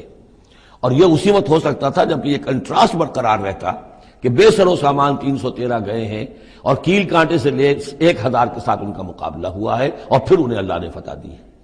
لہذا اللہ کی مرضی کچھ اور تھی۔ یرید اللہ ان یحق الحق بکلماتہ ویقطع دابر الکافرین، اللہ چاہتا تھا کہ اپنی باتوں کے ذریعے سے حق کا حق ہونا ثابت کر دے اور کافروں کی جڑ کاٹ دے۔ یہ یحق الحق کا، تاکہ سچا ثابت کر دے حق کو، سچ کو، ویبطل الباطل، اور باطل ثابت کر دے باطل کو، باطل ہونا اس کا ثابت ہو جائے۔ ولو کرہ المجرمون، خواہ یہ مجرموں کو کتنا ہی ناگوار ہو۔ استستغیثون ربکم، یاد کرو جب کہ تم اپنے رب سے استغاثہ کر رہے تھے، دعائی دے رہے تھے کہ اللہ اب ہماری مدد فرما۔ فاستجاب لکم، تو اللہ نے تمہاری دعا کو قبول کیا تھا۔ انی ممدکم بألف من الملائکۃ مردفین، کہ میں تمہاری مدد کروں گا 1000 ملائکہ سے جو لگاتار آئیں گے، پے بپے آئیں گے۔ 1000 کا لشکر آیا ہے نا، تو 1000 فرشتے ہم تمہاری مدد کے لیے بھیج دیں گے۔ وما جعلہ اللہ الا بشرا، اور اللہ نے اس کو نہیں بنایا مگر تمہارے لیے بشارت، وَلِتَطْمَئِنَّ بِهِ قُلُوبُكُمْ، اور تاکہ تمہارے دل مطمئن ہو جائیں۔ وَمَن نَّصْرُ إِلَّا مِنْ عِندِ اللَّهِ، اور مدد تو اللہ کی طرف سے ہوتی ہے، فرشتوں کو بھیجے بغیر بھی وہ مدد کر سکتا ہے، کن فیکون کی شان کے ساتھ وہ جو چاہے کر دے۔ لیکن یہ کہ تمہارا جو اپنا ایک سوچنے کا انداز ہے، بر بنائے طب بشری، تمہاری تسکین کے لیے ہم نے یہ شکل کر دی کہ 1000 دشمن آ رہا ہے تو 1000 فرشتہ تمہاری مدد کے لیے ہم بھیج دیں گے۔ ان اللہ عزیز الحکیم، یقیناً اللہ تعالیٰ سب زبردست ہے اور حکمت والا۔ اذ یغشیکم النعاس امنۃ منہ، جبکہ تم کو ڈھانپ لیا تھا ایک اونگ نے جو امن کی اور تسکین کا ذریعہ بن گیا اللہ کی طرف سے۔ یہ دو معجزے ہوئے ہیں خاص اس وقت، معجزے اس معنی میں کہ عام حالات میں یہ چیزیں نہیں ہوتی، لیکن اس میں کوئی خرق عادت نہیں ہے۔ معجزہ اس معنی میں نہیں ہے کہ اس کو چیلنج کر کے حضور نے دکھایا ہو، اس معنی میں نہیں، بس یہ کہ غیر معمولی اللہ کی نصرت کی شکلیں ہیں۔ ایک تو یہ کہ حالانکہ معاملہ بڑا یعنی سخت تھا، لیکن رات کو جا کے پڑاؤ پر مسلمان سوئے اطمینان سے، بڑی عمدگی سے نیند آئی، دل میں وہ دغدغہ نہیں تھا، اللہ پر اطمینان تھا، اللہ کے لیے نکلے تھے، لہذا ان کو وہ بے چینی اور تشویش اور کل کیا ہو جائے گا، رہیں گے کہ نہیں رہیں گے، زندگی ہوگی موت، کچھ نہیں، نیند آئی انہیں، اطمینان سے سوئے، صبح کو اٹھے تو وہ گویا کہ چاقو چوبند تھے۔ نمبر دو یہ ینزل علیکم من السماء ماء، اور جب کہ اتارا اس نے تم پر آسمان سے پانی، بارش ہو گئی، اس سے یہ ہوا لیطہرکم، تاکہ تمہیں پاک کرے، جنہیں غسل کی حاجت تھی غسل کر لیا، وَیُذْهِبَ عَنْکُمُ الرِّجْسَ الشیطان، اور دور کر دے تم سے شیطان کی نجاست کو، وَلِيَرْبِطَ عَلَىٰ قُلُوبِكُمْ، اور یہ کہ تاکہ تمہارے دلوں کے اندر بھی، اور بارش کے بعد جو فضا ہوتی ہے اس سے طبیعت کے اندر بھی ایک اطمینان اور سکون پیدا ہوتا ہے۔ ورنہ واقعہ یہ ہے کہ جہاں پر آ کر قریش پہلے ڈیرہ ڈال چکے تھے، پانی پر ان کا قبضہ تھا، اب یہاں پانی نہیں تھا، بارش ہوئی تو وہ نشیبی جگہ میں انہوں نے ایک اپنا حوض بھی جمع کر لیا، پانی بھی جو ہے وہ ان کے پاس فراہم ہو گیا۔ وَيُثَبِّتَ بِهِ الْأَقْدَامَ، اور پانی جب برسا تو مٹی دب گئی، مٹی کے جمنے کی وجہ سے پاؤں بھی دب گئے، وہ جگہ جو تھی وہاں پر جو ہے اہل ایمان جو مجاہدین تھے ان کے پاؤں قدم جمنے کی صورت پیدا ہو گئی۔ اِذْ یُوحِی رَبُّکَ إِلَى الْمَلَائِکَةِ، اور جب یاد کرو، گمان کرو، تصور کرو، جب کہ آپ کا رب وحی کر رہا تھا فرشتوں کو، انی معکم، وہ جو 1000 فرشتہ اللہ نے بھیجا، انی معکم، میں تمہارے ساتھ ہوں، فثبتوا الذین آمنوا، تو جاؤ اور اہل ایمان کے قدموں کو جما دو، اہل ایمان کے دلوں کو جما دو۔ سألقی فی قلوب الذین کفروا الرعب، عن قریب میں ان کافروں کے دلوں میں رعب ڈال دوں گا، ان پر دہشت طاری ہو جائے گی۔ فاضربوا فوق الاعناق، پھر مارنا ان کی گردنوں کے اوپر جیسے چاہے، واضربوا منہم کل بنان، اور مارنا ان کی ایک ایک پور پر۔ یعنی یہ کہ جب کسی شخص پر کوئی شخص دہشت زدہ ہو جائے تو اس کے اندر قوت مدافعت نہیں رہتی، پھر گویا کہ وہ جو بھی حملہ آور ہے اس کے رحم و کرم پر ہے، جدھر سے چاہے چوٹ لگائے، جدھر سے چاہے مارے۔ ذالک بانہم شاقوا اللہ ورسولہ، اور یہ سزا ان کو اس لیے دی جائے گی کہ انہوں نے مخالفت کی، زدہ کی، دشمنی کی اللہ کی اور اس کے رسول کی۔ ومن یشاقق اللہ ورسولہ فإن اللہ شدید العقاب، اور جو اللہ اور اس کے رسول کا دشمن ہو جائے اور اس سے زدہ کرے تو اللہ تعالیٰ بھی سزا دینے میں بہت سخت ہے۔ ذالکم فذوقوہ، دیکھو اب یہ قریش سے خطاب ہے، ذالکم فذوقوہ، دیکھو یہ آگے پہلی قسط وصول کرو، چکھ لو اس کو۔ وَأَنَّ لِلْكَافِرِينَ عَذَابَ النَّارِ، اور ابھی جو تمہارے یہ کھیت رہے ہیں ان کی سزا یہی ختم نہیں ہو گئی ہے، ان کے لیے جہنم کا عذاب ہے۔ یا ایھا الذین آمنوا اذا لقیتم الذین کفروا زحفا، اہل ایمان جب تمہارا مقابلہ ہو جائے کافروں سے میدان جنگ میں، یہ زحف کہتے ہیں جبکہ باقاعدہ دو لشکر ایک دوسرے کے سامنے مد مقابل بن کر آئیں، ایک چھاپا مار جنگ ہوتی ہے، جیسے کہ 8 جو پہلی اس سے مہمیں تھیں وہ جنگ کی شکل نہیں تھی بلکہ وہ مہمیں تھیں چھاپا مار، لیکن اب یہ پہلی مرتبہ جنگ ہوئی ہے، لہذا اس کے حوالے سے بات ہو رہی ہے۔ یا ایھا الذین آمنوا اذا لقیتم الذین کفروا زحفا فلا تولوہم الادبار، تو تم ان کو پیٹھ مت دکھاؤ، پیٹھ مت موڑو، مطلب یہ کہ کھڑے رہو، ڈٹے رہو، مقابلہ کرو، جان چلی جائے لیکن یہ کہ پیچھے قدم نہ ہٹے۔ وَمَن يُوَلِّهِمْ يَوْمَئِذٍ دُبُرَهُ، اور جو کوئی بھی اس روز اپنی پیٹھ دکھا دے گا یعنی میدان جنگ سے بھاگے گا، دو استثناءات کے ساتھ، الا متحرفا لقتال، سوائے اس کے کہ یا تو وہ کوئی داؤ لگا رہا ہو جنگ کے لیے، جیسے 2 آدمی بھی جنگ کرتے ہیں اور تلوار اور اس کے ساتھ، تو کوئی ذرا ادھر ہٹتا ہے، پیچھے کو ہٹتا ہے، وہ بھاگنا نہیں ہوتا بلکہ وہ تو در حقیقت ایک ٹیکٹیکل موو ہے، وہ تو ایک اپنے داؤ کے لیے ذرا پیچھے ہٹنا، اب اس وقت میسرہ کو پیچھے کر لیا جائے اور جو میمنہ ہے اسے آگے بڑھایا جائے، یہ بات اور ہے۔ اور متحیزا الی فئۃ، یا یہ کہ کوئی اور جمعیت ہے جس کی طرف جا کر ملنا ہے اور اس کے لیے ریٹریٹ ہو رہی ہے، تو آرڈرلی ریٹریٹ یہ ایک علیحدہ شے ہو جائے گی اور ٹیکٹیکل موو یہ علیحدہ شے ہو جائے گی۔ تو آرڈرلی ریٹریٹ اور ٹیکٹیکل موو، ان دو کے سوا اگر کوئی بھگدڑ کے اندر کوئی جان بچا کر بھاگا، فقط باب غضب من اللہ، تو اس نے تو اللہ کا غضب جو ہے وہ کما لیا۔ ومأواہ جہنم، اس کا ٹھکانہ جہنم ہوگا، وبئس المصیر، اور وہ بہت ہی برا ٹھکانہ ہے۔ اب یہاں وہ بات آ گئی، فلم تقتلوہم، اے مسلمانوں تم نے انہیں قتل نہیں کیا، ولکن اللہ قتلہم، اللہ نے انہیں قتل کیا۔ ویسے تو یہ کہ فاعل حقیقی اللہ ہے، ہم جو کام بھی کرتے ہیں اور جس شے کے اندر بھی کوئی تاثیر ہے وہ اللہ ہی کی وجہ سے، لا فاعل فی الحقیقت ولا مؤثر الا اللہ۔ عام حالات میں بھی یہ، لیکن یہ خاص حالات تھے جن میں اللہ تعالیٰ کی خصوصی مدد آئی ہے۔ فلم تقتلوہم ولکن اللہ قتلہم وما رمیت اذ رمیت ولکن اللہ رما۔ اور اے نبی، آپ نے بھی جو کنکریوں کی مٹھی بھر کر پھینکی تھی، آپ نے کنکریاں لی اپنی مٹھی میں اور پھینکا کفار کے لشکر کی طرف، شاہت الوجوہ، چہرے جو ہے بگڑ جائیں۔ تو یہ پتہ نہیں کہاں تک اللہ نے ان کنکریوں کو پہنچایا ہے۔ تو فرمایا، اور آپ نے جب وہ کنکریوں کی مٹھی پھینکی تھی، ما رمیت اذ رمیت، آپ نے نہیں پھینکی تھی، ولکن اللہ رما، یہ تو اللہ تعالیٰ نے پھینکی تھی۔ ہاتھ ہے اللہ کا، بندہ مومن کا ہاتھ۔ وَلِيُبْلِيَ الْمُؤْمِنِينَ مِنْهُ بَلَاءً حَسَنًا، تاکہ اللہ تعالیٰ اہل ایمان کے جوہر نکھارے، ان کے اندر کی چھپی ہوئی جو صلاحیتیں ہیں، مخفی ہیں، انہیں اجاگر کرے۔ یہ ذرا نوٹ کر لیجئے، بلا یبلو کے معنی ہوتا ہے آزمانا، تکلیف میں ڈال کر کسی آزمائش میں۔ ابلا یبلی جب یہ باب افعال سے آتا ہے تو کسی کے جوہر کو نکھارنا، کسی کی جو خابیدہ جو ہیں اس کی صلاحیتیں ان کو ابھارنا، یہ ہے ابلا۔ لیبلی المؤمنین منہ بلاء حسنا، تاکہ اللہ تعالیٰ خوب اہل ایمان کے اوپر ان کے جو ہے جوہر نکھارے۔ ان اللہ سمیع علیم، یقیناً اللہ سب کچھ سننے والا اور جاننے والا ہے۔ ذالکم وان اللہ موہن کید الکافرین، یہ تو ہو چکا، اب اس جنگ کا جو نتیجہ تھا قریش تم نے دیکھ لیا، لیکن آئندہ بھی سمجھ لو اللہ تعالیٰ کافروں کے تمام چالوں کو ناکام بنا دے گا۔ یہ اہل ایمان سے بھی خطاب ہو گیا اور یہ کہ کفار کے لیے بھی، اور پھر کفار سے خطاب ہے، ان تستفتحوا فقد جاءکم الفتح۔ اصل میں ابو جہل جو لشکر کا وہ سمجھیے کمانڈر ان چیف کی حیثیت سے آیا تھا، اسے اتنا یقین تھا کہ میں نے اتنی تیاری کی ہے، اتنا ساز و سامان ہے کہ ہم مسلمانوں کو کچل کر رکھ دیں گے، تو پہلے سے پروپیگنڈا شروع کر دیا تھا، یہ یوم الفرقان ہوگا، یہ پتہ چل جائے گا اللہ کس کے ساتھ ہے۔ اللہ کو تو وہ بھی مانتے تھے، اللہ کے ساتھ دیویوں دیوتاؤں کو مانتے تھے نا، اللہ کے منکر تو نہیں تھے، لیکن یہ کہ ادھر اللہ ہی اللہ تھا، ادھر اللہ کے ساتھ اور منات اور دیوتا اور وہ بھی تھے، تو یہ کہ اللہ کس کے ساتھ ہے یہ ثابت ہو جائے گا۔ یعنی وہ اتنا یقین تھا اسے، جیسے 65 کی جنگ میں لاہور، فال آف لاہور دکھا دیا گیا BBC ٹیلی ویژن کے اوپر، یہ ہو چکا، لاہور جو ہے اس پر تو بھارتی فوج کا قبضہ ہو چکا، اتنا یقینی تھا۔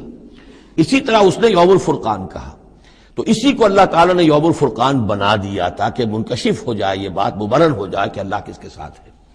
اس اعتبار سے اس کی دعا بھی بڑی عجیب ہے، جو اس نے آ کر بدر سے ایک رات قبل جبکہ حضور بھی دعا مانگ رہے تھے اور طویل ترین سجدہ کیا تھا، اس نے بھی دعا کی تھی، اور وہ دعا جو ہے وہ موحدانہ دعا ہے، اس میں کسی لات عزا حبل منات کا کوئی تذکرہ نہیں۔ اللہم، اے اللہ، اقطعنا للرحم وعین الغدات، جس نے ہمارے رحمی رشتے کاٹ دیے ہیں، کل تو اسے ذلیل و خوار کر دے۔ یعنی اس کا جو سب سے بڑا چارج تھا، الزام تھا حضور پر، وہ یہ تھا کہ اس شخص نے آ کر ہمارے خاندانوں میں تفریق پیدا کر دی، بھائی کو بھائی سے جدا کر دیا، ایک بھائی مسلمان ہو گیا وہ علیحدہ ہو گیا، باقی بھائی کافر ہیں، ایک دوسرے کے دشمن ہو گئے، ماں باپ سے اولاد کو جدا کر دیا، شوہر کو بیوی سے کاٹ دیا، بیوی کو شوہر سے کاٹ دیا۔ ہماری طاقت تھی، ہمارا قبیلہ تھا، ہم قریش تھے، ظاہر بات ہے کہ قبائلی زندگی میں اتحاد، یکجوئی، یہی تو چیزیں ہوتی ہیں ساری کی ساری، کہ جس کی وجہ سے ان کی ساکھ ہوتی ہے، تو اس نے تو آ کر ہمارا ستیہ ناش کر دیا۔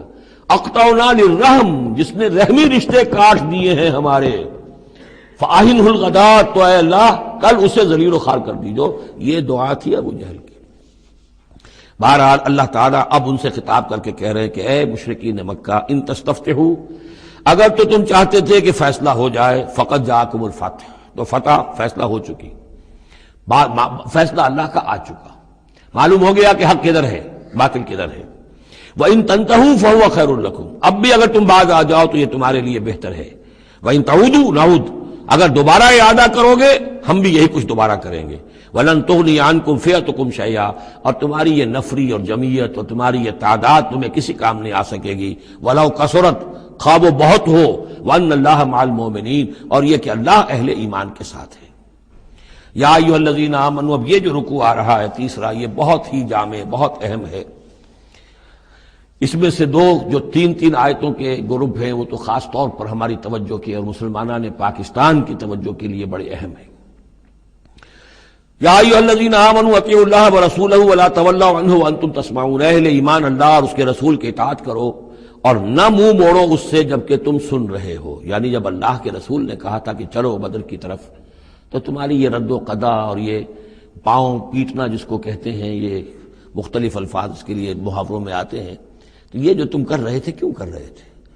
جب اللہ اور اس کے رسول کی طرف سے بات آئی تھی تو ہر ایک کو کہنا چاہیے تھا سمیعنا واطعنا، جو آپ کا حکم ہو۔ اطیعوا اللہ واطیعوا الرسول ولا تولوا عنہ وانتم تسمعون، ظاہر بات ہے تمام مسلمانوں سے بات نہیں ہے، یہاں بھی ذہن میں رکھیے وہی جنہوں نے کمزوری دکھائی تھی ان کی طرف اشارہ ہے۔ ولا تکونوا کالذین قالوا سمعنا وهم لا يسمعون، ان لوگوں کے مانند نہ ہو جاؤ جو کہتے ہیں کہ ہم نے سن لیا، حقیقت میں وہ سنتے نہیں ہیں۔ یعنی دل اڑا ہوا ہے، طبیعت جو ہے وہ یکسو ہے ہی نہیں، تو کیا سننا ہے، سنا انسنا ہو گیا۔ ان شر الدواب عند اللہ الصم البکم الذین لا یعقلون، یقیناً تمام چوپایوں میں بدترین اللہ کے نزدیک یہی لوگ ہیں جو بہرے ہیں، گونگے ہیں اور عقل سے کام نہیں لیتے۔ اب یہ منافقین ہی کی طرف اشارہ ہو رہا ہے۔ وَلَوْ عَلِمَ اللَّهُ فِيهِمْ خَيْرًا، اگر اللہ تعالیٰ کے علم میں ہوتا کہ ان میں کوئی خیر ہے، لَأَسْمَعَهُمْ، اللہ انہیں سنا دیتا۔ وَلَوْ أَسْمَعَهُمْ، اگر اللہ انہیں سنا دیتا، لَتَوَلَّوْا، پھر بھی پیٹ موڑ جاتے، وَهُمْ مُعْرِضُونَ، وہ ہیں ہی اعراض کرنے والے۔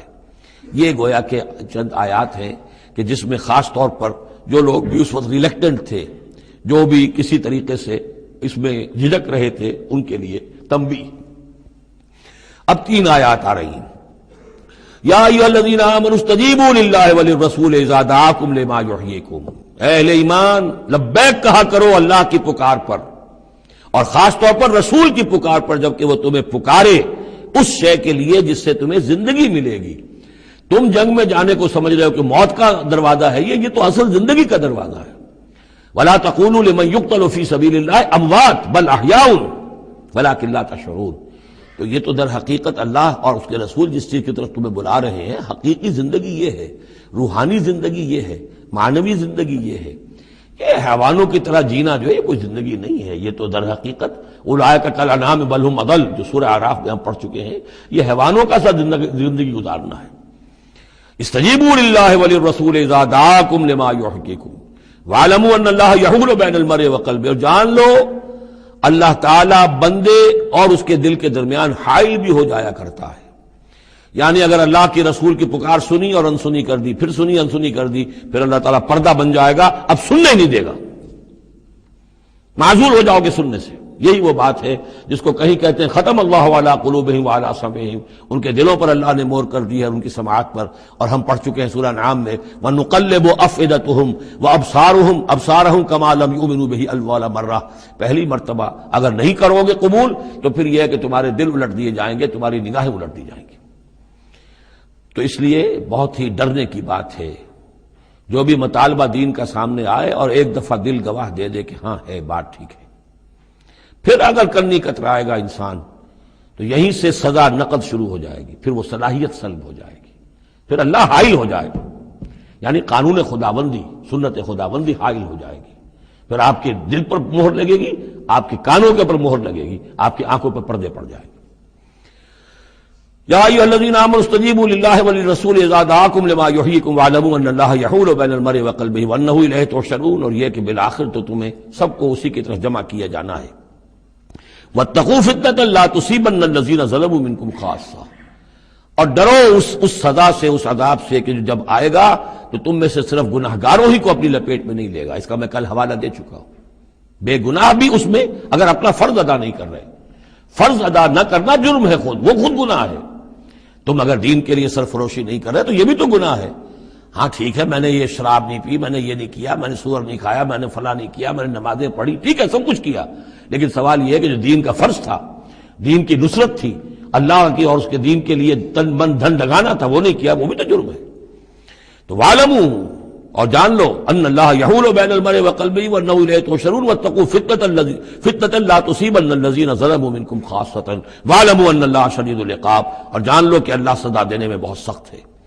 وَاذْكُرُوا، یہ ہے خاص پاکستانی مسلمانوں کے لیے آیت، اور یاد کرو اذ انتم قلیلون، جب تم تھوڑی تعداد میں تھے، جیسے ہم بھی اقلیت کا خوف تھا ہمیں کہ ہم ہندوؤں کے مقابلے میں اقلیت ہیں، مستضعفون فی الارض، جنہیں زمین میں دبا لیا گیا تھا، تخافون ان یتخطفکم الناس، تمہیں اندیشہ یہ تھا کہ لوگ تمہیں اچک لے جائیں گے، اکثریت جو ہے وہ تمہیں ایکسپلائٹ کرے گی معاشی اعتبار سے، سماجی اعتبار سے، لسانی اعتبار سے، مذہبی اعتبار سے۔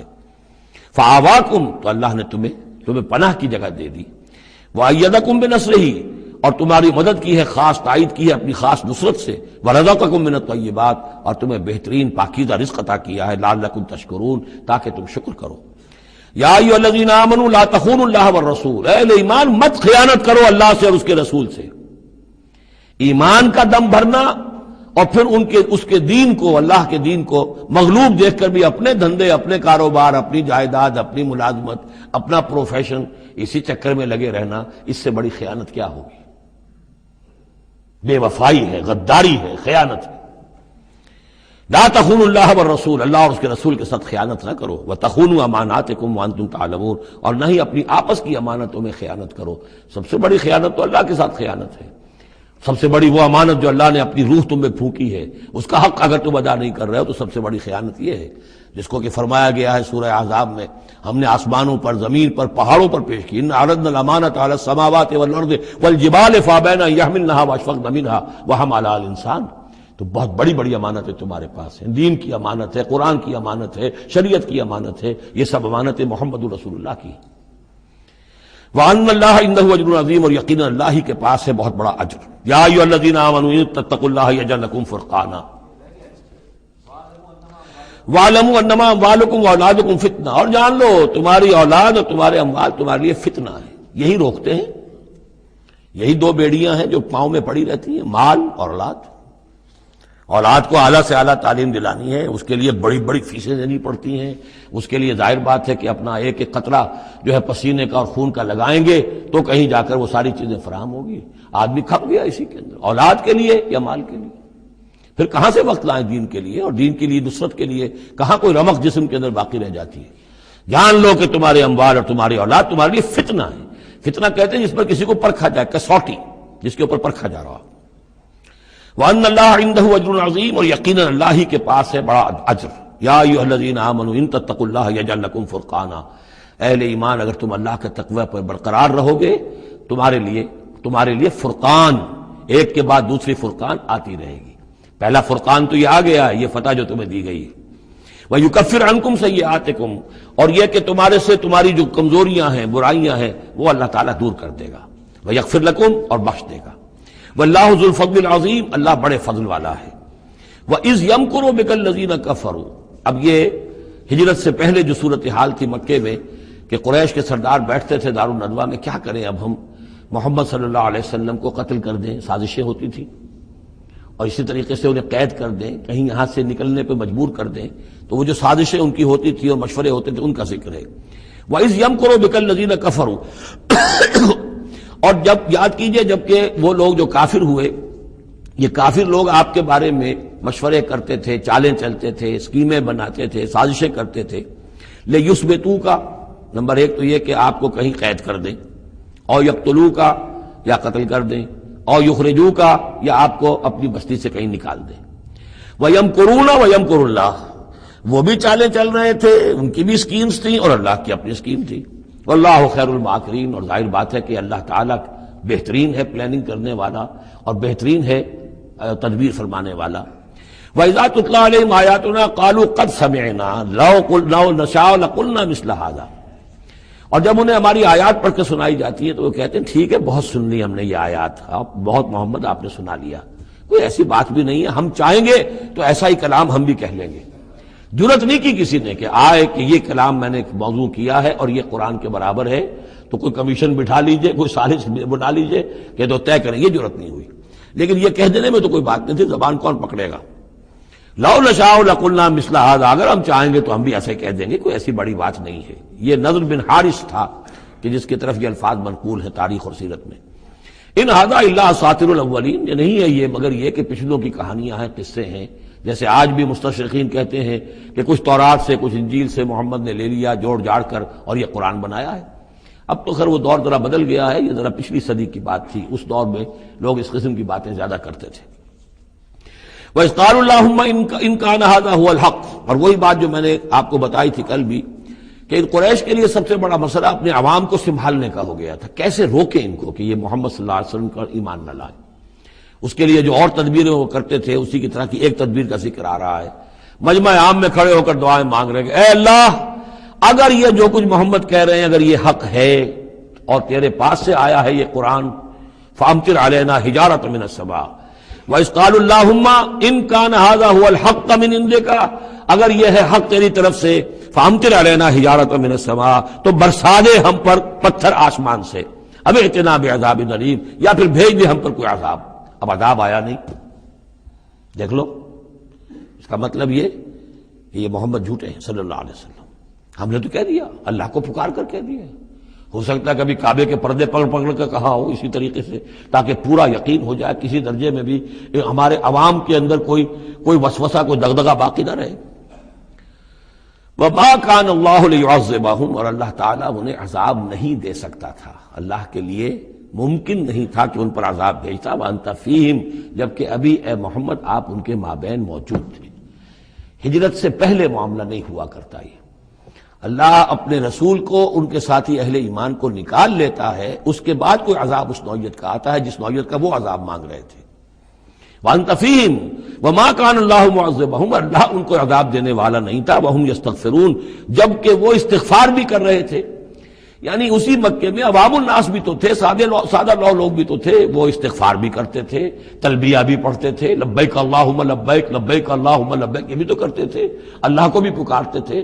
تو بڑا گڑبڑ سا معاملہ تھا، جب تک کہ اللہ تعالیٰ یمیز الخبیث من الطیب کر نہ دے اس وقت تک اس طرح کا معاملہ اللہ تعالیٰ کے لیے درست نہیں تھا۔ وَمَا لَهُمْ أَلَّا يُعَذِّبَهُمْ، باقی وہ عذاب کے پورے طور سے مستحق تو ہو چکے ہیں، اور کیا ہے کون سی رکاوٹ ہے ان کے لیے؟ مَا لَهُمْ أَلَّا يُعَذِّبَهُمُ اللَّهُ، کہ اللہ تعالیٰ ان کو عذاب نہ دے، وَهُمْ يَصُدُّونَ عَنِ الْمَسْجِدِ الْحَرَامِ، جبکہ وہ روک رہے ہیں مسجد حرام سے لوگوں کو، وَمَا كَانُوا أَوْلِيَاءَهُ، اور حقیقت میں یہ اس کے متولی نہیں ہیں، یہ اس کے مختار نہیں ہیں، یہ اس کے ساتھی نہیں ہیں۔ ان اولیاءہ الا المتقون، اس اللہ کے گھر کے تو ولی اور اس کے جو اصل مجاور کہہ لیجئے یا متولی کہہ لیجئے، وہ تو ہوں گے متقی لوگ جو اللہ کا تقوی رکھتے ہوں، اللہ کی بندگی کرتے ہوں۔ ولکن اکثرهم لا يعلمون، لیکن ان کی اکثریت علم نہیں رکھتی۔ وما كان صلاتهم عند البيت، اور انہوں نے جو نماز کا حلیہ بگاڑا ہے، نہیں ہے ان کی نماز بیت اللہ کے پاس الا مقام و تصدیہ، سیٹیاں بجاتے ہیں، تالیاں پیٹتے ہیں، یہ ان کی نماز رہ گئی ہے۔ طواف کرتے تھے تو اس میں سب سے اونچا طواف تھا برہنہ طواف، اور نماز جو تھی ان کی وہ یہ تھی، سیٹیاں بجاتے ہوئے۔ جیسے کہ آپ کو معلوم ہے کہ بعض علاقوں میں مسجدوں کے اندر جب وہ میلاد کی محفلیں ہوتی ہیں تو اس کے اندر ڈھول اور ڈھمک کا، یہ میں نے سنا ہے کہ خاص طور پر افریقہ کے بعض ممالک میں کام ہوتا ہے۔ یہ اللہ کا شکر ہے اس حد تک کم سے کم یہ کہ بر عظیم پاک و ہند کے اندر جو بھی صورت ہوئی ہے وہ یہ مسجد کے اندر یہ خرافات نہیں ہوئی ہے، باقی باہر ہو رہی ہے جو بھی ہو رہی ہے۔ تو انہوں نے نماز کی بھی شکل یہ بنا دی تھی۔ فذوقوا العذاب بما کنتم تکفرون، تو اب چکھو مزہ عذاب کا اپنے کفر کی پاداش میں۔ ان الذین کفروا ينفقون اموالهم لیصدوا عن سبیل اللہ، ظاہر بات ہے یہ لشکر آیا تھا تو اس کے لیے بھی تو لاؤ لشکر تیار کرنا پڑا تھا نا، ساز و سامان، 900 اونٹ، 1000 آدمیوں کے لیے راشن بھی چاہیے تھا، مکے سے چل کے مدینے تک آنا ہے، جنگ میں رہنا ہے، تو یہ 10 اونٹ روزانہ جو ہے ذبح ہو رہے تھے اس فوج کے لیے۔ تو یہ سارا جو انفاق کیا ہے کچھ لوگوں نے کیا ہے نا، جو باطل کے لیے انفاق کر رہے تھے، شیطان کے لیے، وہ حزب الشیطان جو ہے، آخر وہ بھی تو مجاہد تھے، وہ مجاہد تھے فی سبیل الشیطان، فی سبیل الشرک۔ تو جو خرچ کر رہے ہیں اپنے مال لیصدوا عن سبیل اللہ، تاکہ لوگوں کو روک سکیں اللہ کے راستے سے، فسینفقونھا، وہ اور بھی خرچ کریں گے، ابھی انہیں اور بڑے لشکر تیار کرنے پڑیں گے۔ ثم تکون علیہم حسرۃ، پھر یہ سب ان کے لیے ایک حسرت بن جائے گی۔ سب کچھ مال بھی ہم نے لگا دیا، ساری جانیں ہم نے گنوا دی، کچھ نہ ہوا، محمد کا بال بیکا نہ کر سکے صلی اللہ علیہ وسلم۔ اللہ کا دین تو جا الحق وزهق الباطل ان الباطل کان زہوقا، ایک وقت آئے گا کہ اللہ کا دین جو ہے غالب ہو جائے گا۔ ثم یغلبون، پھر وہ مغلوب ہو کر رہیں گے، والذین کفروا الی جہنم یحشرون، اور جو ان میں سے کافر ہوں گے، جو اس وقت ایمان لے آئیں گے اللہ تعالیٰ ان کو معاف فرما دے گا، اور جو کفر پر اڑے رہیں گے وہ جہنم کی طرف گھیر کر لے جائے جائیں گے۔ لیمیز اللہ الخبیث من الطیب، یہ بات جو ہے سورہ آل عمران میں بھی آئی، تاکہ اللہ تعالیٰ پاک کو ناپاک سے علیحدہ کر دے، ممیز کر دے۔ وَيَجْعَلَ الْخَبِيثَ بَعْضَهُ عَلَى بَعْضٍ، اور جو ناپاک ہے اس کو ایک دوسرے کے اوپر سٹیک کرتا چلا جائے، فَيَرْكَمُهُ، اس کا ڈھیر کر دے، جمیعاً، اور ان کو سب کو فیجعلہ فی جہنم، اور سب کو پھر جہنم میں جھونک دے. یعنی یہ کہ یہ پہلے تو یہ سفٹنگ کرنی ہوگی، یہ طیب ہے، یہ خبیث. خبیث کو ایک دوسرے کے اوپر سٹیک کیجئے اور پھر اس کو جہنم میں ایک ہی مرتبہ دھکا دے دیجیے. لیمیز اللہ الخبیث من الطیب ویجعل الخبیث بعضہ علی بعض فیرکمہ جمیعا فیجعلہ فی جہنم اولئک هم الخاسرون. یقیناً یہی لوگ ہیں خسارے پانے والے. قل للذین کفروا ان ینتہوا یغفر لهم ما قد سلف. اعلان کر دیجئے محمد صلی اللہ علیہ وسلم ان کافروں کے سامنے، اب بھی اگر باز آ جائیں تو جو کچھ ہو چکا ہے وہ معاف کر دیا جائے گا. اب بھی موقع ہے، اب بھی ایمان لے آؤ. یعودو، اور اگر وہ اعادہ کریں گے، دوبارہ یہی کچھ کریں گے، فقط مضت سنت الاولین، تو پچھلوں کی بھی داستانیں گزر چکی ہیں، ان کی جو بھی کچھ ان پر ہوا ہے وہ سب کو معلوم ہے. اب ظاہر بات ہے کہ وہ مکی قرآن تو نازل ہو چکا تھا، سورہ اعراف بھی نازل ہو چکی، سورہ نام بھی نازل ہو چکی.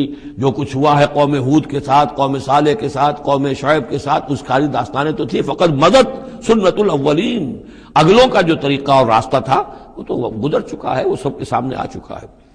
وَقَاتِلُوهُمْ حَتَّى لَا تَكُونَ فِتْنَةٌ وَيَكُونَ الدِّينُ كُلُّهُ لِلَّهِ. یہ سورہ بقرہ میں بھی آیت آئی تھی اور اب آئی ہے اضافی شان کے ساتھ. یعنی اے مسلمانوں، اب تمہاری یہ دعوت و تحریک جو ہے یہ اس مرحلے میں داخل ہو گئی، آرمڈ کانفلکٹ. اب یہ 15 برس کے بعد حضور نے جب دعوت کا آغاز کیا ہے مکے میں، اس کے بعد سے 15 برس گزر چکے. اب وہ دعوت، تنظیم، تربیت، صبر محض کا دور ختم ہوا، پیسو ریزسٹنس کا دور ختم ہوا. اب ایکٹیو ریزسٹنس کی محمد نے صلی اللہ علیہ وسلم اقدام کیا، اور اقدام کے نتیجے میں آخری اور چھٹا مرحلہ آ گیا، یعنی عام کانفلکٹ.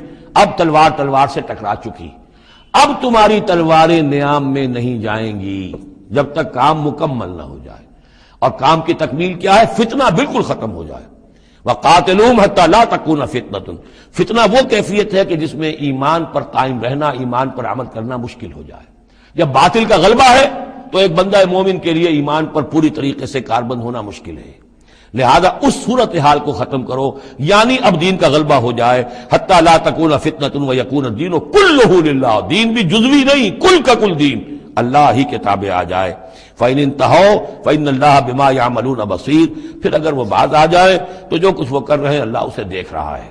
وَإِن تَوَلَّوْا، اور اگر پیٹھ موڑ لیں، وَاعْلَمُوا، تو اے مسلمانوں تم یہ جان لو، أَنَّ اللَّهَ مَوْلَاكُمْ، اللہ تمہارا مولا ہے، تمہارا ولی ہے، ساتھی ہے، مددگار ہے، پشت پناہ ہے. نعم المولا ونعم النصیر. کیا ہی اچھا ہے وہ حمایتی اور کیا ہی خوب ہے وہ مددگار. وَاعْلَمُوا أَنَّمَا غَنِمْتُم مِّن شَيْءٍ فَأَنَّ لِلَّهِ خُمُسَهُ وَلِلرَّسُولِ وَلِذِي الْقُرْبَىٰ وَالْيَتَامَىٰ وَالْمَسَاكِينِ وَابْنِ السَّبِيلِ إِن كُنتُمْ آمَنتُم بِاللَّهِ وَمَا أَنزَلْنَا عَلَىٰ عَبْدِنَا يَوْمَ الْفُرْقَانِ يَوْمَ الْتَقَى الْجَمْعَانِ وَاللَّهُ عَلَىٰ كُلِّ شَيْءٍ قَدِيرٌ. صدق اللہ العظیم. اب یہاں وہ مال غنیمت کا حکم بیان ہو رہا ہے.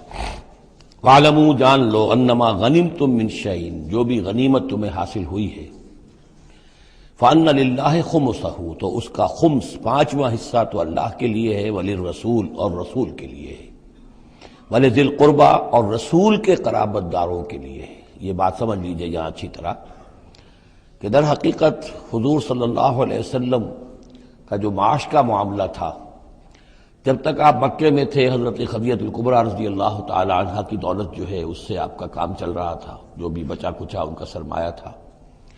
مدینے میں آ کر ظاہر بات ہے کہ اب آپ کے پاس اپنا کوئی ذریعہ معاش نہیں تھا، نہ آپ کوئی تجارت کرتے تھے. تو اب آپ کے اخراجات، اور پھر یہ کہ آپ کے بھی قرابت دار ہیں، آپ کی ازواج مطہرات ہیں، ان کے اخراجات کہاں سے آئیں گے؟ تو مال غنیمت میں سے خمس جو ہے وہ اس کام کے لیے رکھ لیا گیا. گویا وہ بیت المال کا حصہ ہوگا، اور بیت المال ہی کفالت کرے گا حضور کی بھی اور حضور کے قرابت داروں کی بھی. اس کے علاوہ اس بیت المال میں یتامى والمساکین وابن السبیل، اس میں حصہ ہوگا یتیموں کے لیے بھی اور مساکین اور محتاجوں کے لیے بھی اور مسافروں کے لیے بھی. یہ گویا کہ 5واں حصہ مال غنیمت کا تو ہو گیا، سرکار سمجھ لیجیے سرکاری ہو گیا. لیکن اس سرکار میں سب سے بڑا خرچ جو ہے وہ در حقیقت محمد رسول اللہ صلی اللہ علیہ وسلم کے ذاتی، آپ کے اخراجات، آپ کے ازواج مطہرات کا نفقہ، آپ کے قرابت داروں کا ذوی القربیٰ، جس میں آپ کو بھی تو ظاہر بات ہے کہ کچھ نہ کچھ صلہ رحمی آپ فرماتے تھے، تو اس کے لیے، اور یہ کہ یتیموں اور مساکین کے لیے وابن السبیل۔ ان کنتم آمنتم باللہ، اگر تم ایمان رکھتے ہو اللہ پر، وما انزلنا علی عبدنا، اور اس شے پر جو ہم نے نازل کی اپنے بندے پر، یوم الفرقان، فیصلے کے دن، یعنی جو شے نازل کی وہ ہے غیبی امداد، نصرت غیبی، جو فرشتے آئے۔ ظاہر بات ہے کہ وہ ایک انسین جو ہے غیب کا معاملہ ہے، فرشتوں کو دیکھا تو کسی نے نہیں، تو جیسے وحی آتی تھی حضرت جبرائیل لے کر آتے تھے تو اس پر ایمان رکھتے ہو کہ یہ قرآن جو ہے اللہ کی طرف سے ہے، ایسے ہی تمہیں یقین ہونا چاہیے کہ اللہ تعالیٰ نے اپنا وہ وعدہ پورا فرمایا اور اللہ تعالیٰ نے فرشتے بھیجے۔ تو اگر تمہیں وہ یقین ہے تو پھر تم اس حکم کو پورے طور پر یوں سمجھیے کہ دلی طور پر اس کو قبول کرو، خوش دلی کے ساتھ پوری طریقے سے، کہ خمس جو ہے وہ تو اللہ اور اس کے رسول کا، بیت المال کا۔ بقیہ کے بارے میں حضور نے فرما دیا کہ 4/5 جو ہے یہ اب تقسیم ہو جائے گا مجاہدین کے درمیان۔ اس میں اس سے کوئی بحث نہیں ہے کہ کس نے کتنا جمع کیا، سارا مال ایک جگہ جمع ہوگا اور پھر اس کے حصے لگیں گے، چاہے کوئی پہرے پر تھا، جنگ کی نوبت ہی نہیں آئی، چاہے یہ کہ کوئی باقاعدہ جنگ میں کسی نے حصہ لیا، چاہے کسی نے مال غنیمت جمع کیا، چاہے نہیں کیا، جو بھی جنگ میں ہے ان کو برابر کا حصہ ملے گا۔ اس میں یہ ہے کہ جو سواریوں والے تھے انہیں دوہرا، اور جو پیدل تھے انہیں اکیلا، اس لیے کہ سواریاں اگر کسی کا اونٹ ہے، کسی کا گھوڑا ہے، 2 گھوڑے بھی تھے، تو ظاہر بات ہے کہ اس کے چارے وغیرہ کا بندوبست وہ خود اپنے پاس سے کرتا تھا، کوئی سپلائی لائنز تو آج کل کی جس طرح فوجوں کی ہوتی ہیں وہاں موجود نہیں تھی، لہذا جو مجاہد تھا کہ جو سوار تھا گھوڑے پر یا اونٹ پر، جس کا اپنا گھوڑا تھا، اپنا اونٹ تھا، اس کو دوہرا حصہ، اور جو عام پیادہ جو مجاہد تھا اس کو اکیلا۔ وَاعْلَمُوا أَنَّمَا غَنِمْتُم مِّن شَيْءٍ فَأَنَّ لِلَّهِ خُمُسَهُ وَلِلرَّسُولِ وَلِذِي الْقُرْبَىٰ وَالْيَتَامَىٰ وَالْمَسَاكِينِ وَابْنِ السَّبِيلِ إِن كُنتُمْ آمَنتُم بِاللَّهِ وَمَا أَنزَلْنَا عَلَىٰ عَبْدِنَا يَوْمَ الْفُرْقَانِ يَوْمَ الْتَقَى الْجَمْعَانِ، اس فرقان والے دن، فیصلے کے دن، جس دن کی 2 فوجیں بھڑ گئی تھیں۔ واللہ علی کل شیء قدیر، اور اللہ تعالیٰ ہر چیز پر قادر ہے۔ اذ انتم بالعدوۃ الدنیا وہم بالعدوۃ القصویٰ، اصل میں یہ جو وادی ہے جس میں بدر واقع ہوا ہے، یہ ایک گھاٹی سی ہے جو دونوں کناروں کے اوپر تو بہت تنگ ہے لیکن درمیان میں بہت کھل کر میدان بن جاتا ہے۔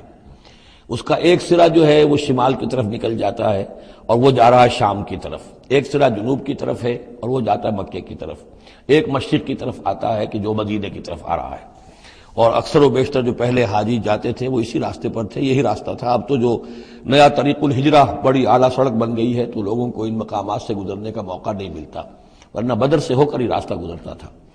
تو ایسا ہوا ہے کہ اللہ تعالیٰ کی طرف سے ایسی اسکیم بن گئی، تدبیر ایسی ہو گئی کہ عین بر وقت پہنچے، وہ جو مدینے والا سرا تھا جو قریب تھا مدینے کے اس وادی کا، اس پر حضور پہنچے، اور عین اسی وقت جو دور والا سرا تھا، گھاٹی جہاں پہ ختم ہو رہی تھی جنوب کی طرف، وہاں وہ قریش بھی پہنچ گئے بر وقت۔ جب تم تھے ورلے کنارے پر اور وہ تھے پرلے کنارے پر، اذ انتم بالعدوۃ الدنیا، دنیا ادنا کا مؤنث ہے قریب تر، وہم بالعدوۃ القصویٰ، اور وہ تھے پرلے کنارے پر، والرکب اسفل منکم، اور وہ جو قافلہ تھا وہ تم سے نیچے تھا، نیچے ہو کر گزر گیا تھا، یعنی اس کے بعد پہاڑوں کی ایک رینج تھی اور اس کے بعد پھر تہامہ کا میدان تھا۔ تو ابو سفیان نے یہ کیا تھا کہ قافلے کو لے کر اس بدر کی گھاٹی میں داخل ہی نہیں ہوئے، ادھر سے تو وہ پیغام بھی بھیج دیا تاکہ فوج ادھر سے آئے، تاکہ مسلمانوں کی توجہ بھی ہو تو فوج کی طرف ہو جائے، اور اسی میں وہ داؤ لگا کر اپنے قافلے کو بچا کر نکال کر لے جائیں، اور وہ تہامہ میں ساحل کے ساتھ ساتھ ہو کر نکل بھی گئے۔ وَلَوْ تَوَاعَدتُّمْ لَاخْتَلَفْتُمْ فِي الْمِيعَادِ، اور اگر تم لوگوں نے آپس میں معاہدہ کیا ہوتا کہ فلاں وقت پر ہمیں پہنچنا ہے، ہو سکتا ہے کہ تم ایک ساتھ نہ پہنچ سکتے، اختلاف ہو جاتا، جیسے اپوائنٹمنٹ ہوتی ہے فلاں وقت پہ میں بھی پہنچوں گا آپ بھی پہنچ جائیں تو کچھ نہ کچھ آگے پیچھے ہو جاتا ہے، تو اگر تم طے کر کے بھی آتے تو اتنا نہ ہوتا جتنا کہ ہم نے اپنی مشیت اپنی تدبیر سے کر دیا کہ عین وقت پر تمہیں وہاں پہنچا دیا۔ اس کی وجہ کیا تھی؟ ہم چاہتے تھے کہ یہ ٹکراؤ ہو جائے اور یہ بات واضح ہو جائے کہ جان لیں اہل مکہ کہ اللہ تعالیٰ کی نصرت کس کے ساتھ ہے، اس کے عوام بھی سمجھ لیں۔ وَلَٰكِن لِيَقْضِيَ اللَّهُ أَمْرًا كَانَ مَفْعُولًا، لیکن یہ سب کچھ لیے ہوا تاکہ اللہ تعالیٰ طے کر دے وہ شے، فیصلہ کر دے کہ جو ہو کر رہنی ہے، كَانَ مَفْعُولًا لِيَهْلِكَ مَنْ هَلَكَ عَنْ بَيِّنَةٍ، تاکہ اب جسے ہلاک ہونا ہے وہ ہلاک ہو بات کے واضح ہو جانے کے بعد۔ اب بھی عوام کی اگر آنکھیں نہیں کھلتی تو پھر گویا کہ وہ پھر مورد الزام خود ہے۔ اب ان کے سرداروں نے جو کچھ ان کی مت ماری تھی، اب آ کر اس موقع کے بعد ان کی آنکھیں کھل جانی چاہیے۔ اب بھی اگر کوئی ہلاک ہوتا ہے تو بات کے واضح ہونے کے بعد ہلاک ہو۔ لِيَهْلِكَ مَنْ هَلَكَ عَنْ بَيِّنَةٍ وَيَحْيَىٰ مَنْ حَيَّ عَنْ بَيِّنَةٍ، اور جسے جینا ہے، جس کی زندگی ہے روحانی زندگی، اور جو سیدھے راستے پر آنا چاہتا ہے وہ بھی اس بینہ کی بنا پر وہ سیدھے راستے پر آ جائے اور حیات معنوی حاصل کر لے۔ وَإِنَّ اللَّهَ سَمِيعٌ عَلِيمٌ، اور یقیناً اللہ سب کچھ سننے والا اور جاننے والا ہے۔ اِذْ يُرِيكَهُمُ اللَّهُ فِي مَنَامِكَ قَلِيلًا، جبکہ اللہ تعالیٰ آپ کو دکھا رہا تھا اے نبی ان کو آپ کی نیند میں کم۔ حضور نے خواب میں دیکھا کہ کوئی بڑی طاقت نہیں ہے، بڑی تھوڑی سی جمعیت ہے قریش کی جو آئی ہے، حالانکہ 1000 کا لشکر تھا۔ وَلَوْ أَرَاكَهُمْ كَثِيرًا، اور اگر آپ کو دکھایا ہوتا کہ وہ بڑی بڑی تعداد میں آ رہے ہیں، لَفَشِلْتُمْ، اور آپ نے وہ بات بتائی ہوتی صحابہ کرام کو، اپنے ساتھیوں کو، تو اے مسلمانوں پھر تم کمزوری دکھاتے، تمہیں ڈھیلے پڑ جاتے۔ وَلَتَنَازَعْتُمْ فِي الْأَمْرِ، اور معاملے کے اندر پھر کوئی ایک اور تنازع کھڑا ہو جاتا کہ ہمیں یہاں جنگ کرنی بھی چاہیے کہ نہیں۔ ولیکن اللہ سلم، لیکن اللہ تعالیٰ نے سلامتی پیدا فرما دی۔ انہ علیم بذات الصدور، یقیناً وہ جو کچھ سینوں کے اندر ہے اس سے واقف ہے۔ اس کی توجیہ یہ کی ہے مفسرین نے کہ اگرچہ نبی کا خواب جھوٹا نہیں ہو سکتا، یہ نہیں تھا کہ حضور کو جو خواب دکھایا گیا وہ غلط تھا، اصل میں ان کی جو معنوی حقیقت تھی وہ دکھا دی گئی۔ ایک ہے کسی شے کے اندر جو کمیت ہے، کوانٹیٹیو ایلیمنٹ ہے اس کا، ایک ہے جو اس کی کیفیت ہے، جو اس کے اندر اصل حقیقت ہے۔ تو یہ بات جو ہے اچھی طرح سمجھ لینے کی ہے کہ مکے سے جو اصل نفری آئی تھی وہ تو ان عوام الناس کی تھی کہ جن کو بارے میں جن کو معلوم تھا کہ محمد ہمارے بہترین آدمی ہیں صلی اللہ علیہ وسلم، اور جو ان کے ساتھی ہیں وہ ہمارے گلے سرسبد ہیں، ہمارے خاندان کے قریش کے بہترین لوگ ہیں، اور پھر یہ کہ انہوں نے کوئی جرم نہیں کیا ہے، کوئی ظلم نہیں کیا ہے، وہ صرف ایک خدا واحد کا کے ماننے والے اور جو ہے وہ نیکیوں کا حکم دینے والے ہیں۔ تو جو ان کے ہاں جو بھی جس کو ہم کہتے ہیں سائلنٹ میجورٹی، عوام الناس، ان کے دل اپنے لیڈروں کے ساتھ نہیں تھے۔ آ تو گئے تھے، وہ ظاہر ان کا جبر تھا، ان کا فیصلہ تھا، لیڈروں کا حکم تھا، آ گئے تھے، لیکن مارے باندھے کو آئے ہوئے تھے۔ ان کے دلوں کے اندر وہ بات نہیں تھی کہ جو کسی ایسے لشکر میں ہوتی ہے کہ جو سمجھتا ہے اپنے آپ کو برحق، ہم حق کے لیے لڑ رہے ہیں، تو اس کے اندر جو طاقت ہوتی ہے اس لڑنے والے کے اندر، وہ اس شخص میں نہیں ہوتی کہ جو مارے باندھے کو لے آیا گیا ہو اور خود اسے اپنے دل میں یہ یقین نہ ہو کہ میں حق کے لیے لڑ رہا ہوں۔ اس اعتبار سے معنوی طور پر جو ان کی کیفیت تھی اس کے اعتبار سے وہ واقعتاً کم تھے، تو حضور کو خواب میں اللہ تعالیٰ نے ان کی اصل حقیقت دکھائی۔ وَإِذْ يُرِيكُمُوهُمْ إِذْ الْتَقَيْتُمْ فِي أَعْيُنِكُمْ قَلِيلًا وَيُقَلِّلُكُمْ فِي أَعْيُنِهِمْ، مزید برآں اللہ نے یہ کیا کہ جب دونوں لشکر ٹکرائے ہیں تو ایسی کیفیت پیدا کر دی کہ مسلمانوں کو بھی وہ تھوڑے لگ رہے تھے کہ کوئی زیادہ لوگ نہیں ہیں، اور انہیں بھی مسلمان تھوڑے نظر آ رہے تھے۔ یعنی یہ کہ ہر صورت اللہ نے ایسی بنا دی تھی کہ جنگ ہو اور ڈٹ کر ہو، تاکہ یہ صورتحال جو ہے یوم الفرقان ہونا اس کا بالکل واضح ہو جائے۔ اگر کسی وجہ سے وہ کرنی کترا جاتا معاملہ اور جنگ نہ ہوتی، مقابلہ نہ ہوتا، تو جس طریقے سے کہ اللہ اس کو فیصلہ کن دن بنا دینا چاہتا تھا، یوم الفرقان، فیصلے کا دن، وہ صورتحال پیدا نہ ہوتی۔ لِيَقْضِيَ اللَّهُ أَمْرًا كَانَ مَفْعُولًا، تاکہ اللہ پورا کر دے اس معاملے کو کہ جو ہونے والا ہی تھا۔ وَإِلَى اللَّهِ تُرْجَعُ الْأُمُورُ، اور تمام معاملات بالآخر تو اللہ ہی کی طرف لوٹا دیے جائیں گے۔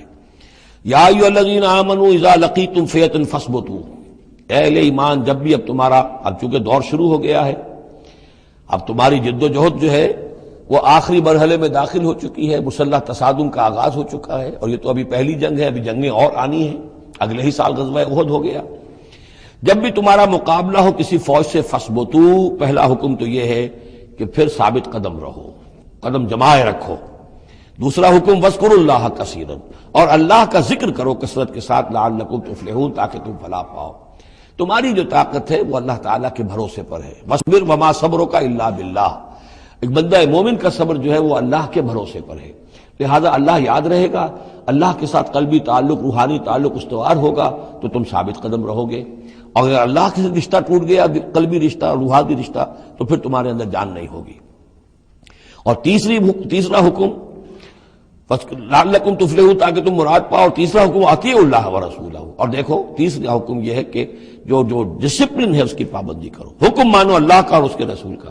اب ویسے تو یہاں اللہ کا حکم بھی کہا گیا ہے، لیکن ظاہر بات ہے کہ وہاں تو ہر وقت جو حکم آتا تھا وہ رسول کا حکم آتا تھا، اس لیے کہ قرآن بھی آ رہا ہے تو رسول کی زبان سے ادا ہو رہا ہے، اور رسول اپنی جانب سے اپنی اجتہاد کے تحت، اپنی رائے کے تحت، اپنی تدبیر کے تحت کوئی رائے دے رہے ہیں تو ابھی حضور کی زبان مبارک سے ادا ہو رہا ہے.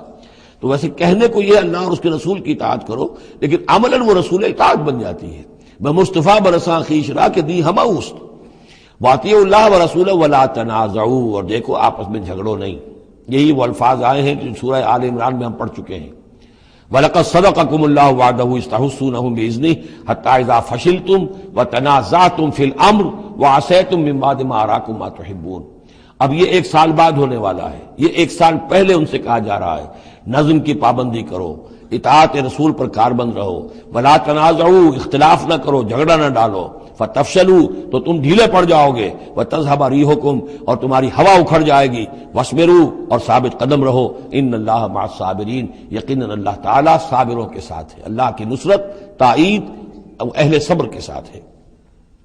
ولا تكونوا كالذين خرجوا من ديارهم بطرا ورئاء الناس، ان لوگوں کے مانند نہ ہو جانا کبھی جو نکلے تھے اپنے گھروں سے اتراتے ہوئے، اینٹتے ہوئے، اکڑتے ہوئے لوگوں کو دکھانے کے لیے. یہ وہ قریش کا لشکر جب چلا ہے تو ابو جہل نے جو بھی ساز و سامان کیا تھا اس کے لیے ڈھول ڈھمکا بھی تھا، اور اس کے ساتھ جو ہے ہر طرح کا لاؤ لشکر. تو وہ تو جا رہے تھے بالکل اس خیال سے کہ فتح ہماری ہے ہی ہے اور ہم مسل کر رکھ دیں گے، جیسے مچھر کو مسل دیا جاتا ہے. یہ مسلمان ہیں کتنے، وہ جو ہے خوب اپنے شان و شوکت کا مظاہرہ کرتے ہوئے جا رہے تھے. وَيَصُدُّونَ عَن سَبِيلِ اللَّهِ، اور حقیقت کیا تھی کہ اللہ کے راستے سے روک رہے تھے. وَاللَّهُ بِمَا يَعْمَلُونَ مُحِيطٌ، اور جو کچھ وہ کر رہے تھے اللہ اس کا احاطہ کیے ہوئے تھا. اللہ کے قابو سے باہر جانے والی ان کی کوئی تدبیر نہیں تھی. وَإِذْ زَيَّنَ لَهُمُ الشَّيْطَانُ أَعْمَالَهُمْ، اور جب کہ شیطان نے ان کے لیے ان کے اعمال کو مزین کر دیا تھا. وَقَالَ لَا غَالِبَ لَكُمُ الْيَوْمَ، اور اس نے ان کے کان میں یہ پھونک ماری تھی، یہ وسوسہ ڈالا تھا، آج تم پر کوئی غالب نہیں آ سکتا. مکے سے نکلی ہو نفری اور 1000 کی، یہ تو گویا کہ بڑی انہونی سی بات تھی. عرب کے اندر اس طرح کے مواقع بہت کم آتے تھے. تو گویا کہ وہ نے پٹیاں پڑھاتا آ رہا تھا، پھونکے مارتا آ رہا تھا، آپ پر کوئی غالب نہیں آ سکتا. لا غالب لکم اليوم من الناس، کوئی انسانوں میں سے تم پر غالب نہیں آ سکتا. وانی جار لکم، اور میں بھی تمہارے ساتھ ہی ہوں. فلما تراءت الفئتان، اور جب دونوں لشکروں نے ایک دوسرے کو دیکھا، آمنے سامنے ہوئی، نکص علی عقبیہ، تو وہ شیطان اپنی ایڑیوں کے بل پیچھے مڑ گیا، بھاگا. وقال، اور اس نے کہا انی بریء منکم، میں تم سے لا تعلق ہوں، میرا تم سے کوئی تعلق نہیں. انی ارا ما لا ترون، میں وہ کچھ دیکھ رہا ہوں جو تم نہیں دیکھ رہے. فرشتوں کو دیکھنا جو ہے، چونکہ یہ بھی ناری مخلوق ہے، نور اور نار میں بڑا قرب ہے. نوری مخلوق ہے ملائکہ، اور ناری مخلوق ہے جن، اور یہ جن ہے عزازیل، ابلیس. تو اس کو نظر آ گیا فرشتے آ رہے. انی ارا ما لا ترون، میں وہ کچھ دیکھ رہا ہوں جو تم نہیں دیکھ سکتے. انی اخاف اللہ، مجھے اللہ کا خوف ہے. واللہ شدید العقاب، اور اللہ سزا دینے میں بہت سخت ہے. اذ یقول المنافقون والذین فی قلوبہم مرض، اب یہ ایک نقشہ تو یہ تھا کہ جب چلے آ رہے تھے قریش کا لشکر لے کر ابو جہل اور اس کے ساتھی سردار، اور ادھر شیطان بھی ان کو پہلے تو پیٹ ٹھوکتا ہوا آ رہا ہے، اور عین وقت پر جو ہے وہ ان کو ساتھ چھوڑ کر بھاگا ہے. ادھر جب مدینے کے اندر اب جہاں وہاں سے مسلمان چلے تھے، حضور چلے تھے، تو جو کوئی منافق پیچھے رہ گئے تھے وہ اب باتیں کر رہے تھے. اذ یقول المنافقون والذین فی قلوبہم مرض، جبکہ کہہ رہے تھے وہ منافق لوگ اور وہ لوگ کہ جن کے دلوں میں روگ تھا. غر ہؤلاء دینہم، ان مسلمانوں کو تو ان کے دین نے بالکل دھوکے میں ڈال دیا ہے، مت ماری گئی ہے، دماغ خراب ہو گیا ہے، قریش سے ٹکرانے چلے ہیں، ان کی عقل جواب دے گئی ہے. ہم تو پہلے بھی سمجھتے تھے کہ یہ سفہاء ہیں، بے وقوف ہیں، احمق ہیں، لیکن اب تو معلوم ہوتا ہے کہ سرے سے مت ماری گئی. غر ہؤلاء دینہم، ان کے دین نے ان کی مت مار دی. ومن یتوکل علی اللہ فإن اللہ عزیز حکیم، انہیں کیا پتا کہ جو کوئی توکل کرے اللہ پر تو اللہ تعالیٰ زبردست ہے، حکمت والا. وَلَوْ تَرَىٰ يَتَوَفَّى الَّذِينَ كَفَرُوا الْمَلَائِكَةُ، اور کاش تم دیکھ سکتے ہیں جب کہ قبض کرتے ہیں فرشتے ان کافروں کو، ان کی جانوں کو. یضربون وجوہہم، ان کے چہروں پر ضرب لگاتے ہوئے، وادبارہم، اور ان کی پیٹھوں پر. وذوقوا عذاب الحریق، اور کہتے اب چکھو جلنے کا عذاب. ذالک بما قدمت ایدیکم، اور یہ وہ کچھ ہے جو تمہارے اپنے ہاتھوں نے آگے بھیجا ہے. وان اللہ لیس بظلام للعبید، اور یہ کہ اللہ تو ہرگز اپنے بندوں کے حق میں ظالم نہیں ہے، ظلم کرنے والا نہیں ہے. کداب آل فرعون والذین من قبلہم، جیسے کہ معاملہ ہوا آل فرعون کا اور ان کا جو ان سے پہلے تھے. آل فرعون سے پہلے قوم شعیب سے پہلے صدوم اور عمورہ کی بستیاں، ان سے پہلے قوم سمود، ان سے پہلے قوم عاد، ان سے پہلے قوم نوح. یہ ہم سورہ اعراف کے اندر یہ ساری چیزیں پڑھ کر آئے. کذاب آل فرعون والذین من قبلہم کفروا بآیات اللہ، انہوں نے بھی اللہ کی آیات کا کفر کیا. فأخذہم اللہ بذنوبہم، تو اللہ نے پکڑ لیا انہیں ان کے گناہوں کی پاداش میں. ان اللہ قوی شدید العقاب، یقیناً اللہ تعالیٰ قوی ہے، قوت والا ہے، زور آور ہے اور سزا دینے میں سخت ہے.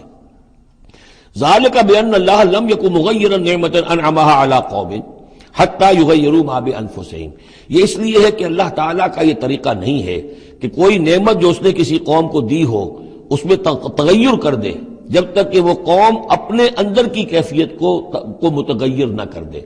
یعنی یہ ہر قوم جو اٹھی تھی اسی شکل میں اٹھی تھی کہ اللہ تعالیٰ نے ایک نبی بھیجا.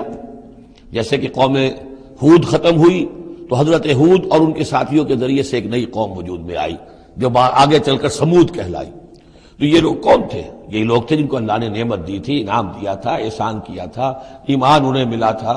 لیکن جب انہوں نے اپنی اس نعمتوں کو بدل دیا، کفر کی روش پر آ گئے، توحید کی پگڈنڈی چھوڑ کر، توحید کی شاہراہ کو چھوڑ کر شرک کی پگڈنڈیوں پہ مڑ گئے، تو پھر اللہ تعالیٰ کی نعمت بھی تبدیل ہو جاتی ہے. اللہ تعالیٰ نعمت سلب کر لیتا ہے، انعام کی جگہ پر اللہ کا عذاب آ جاتا ہے.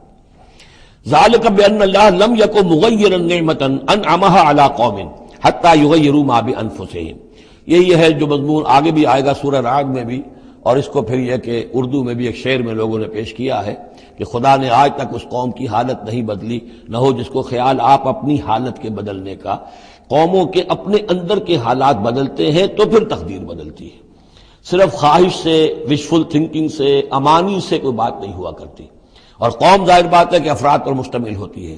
پہلے کچھ افراد بدلیں گے، ان کے اندر قلب ماہیت ہوگی، ان کا باطن بدلے گا، ان کی سوچ، ان کے نظریات، ان کے خیالات، ان کے مقاصد، ان کی دلچسپیاں، ان کی امنگیں تبدیل ہو جائیں گی. یہ اندر کے بدلے ہوئے لوگ جو ہیں جب کثیر تعداد میں ہوں گے تو پھر یہ مل جل کر زور لگائیں گے، طاقت لگائیں گے، معاشرے کو بدل دیں گے. اور پھر یہ اس طریقے سے کہ انقلاب آئے گا. چون بجاں در رفت جہاں دیگر شود، جہاں چو دیگر شد جہاں دیگر شود. جب یہ قرآن کسی کے اندر اتر جاتا ہے اس کے اندر ایک تبدیلی آ جاتی ہے، بالکل بدل جاتا ہے انسان اندرونی طور پر.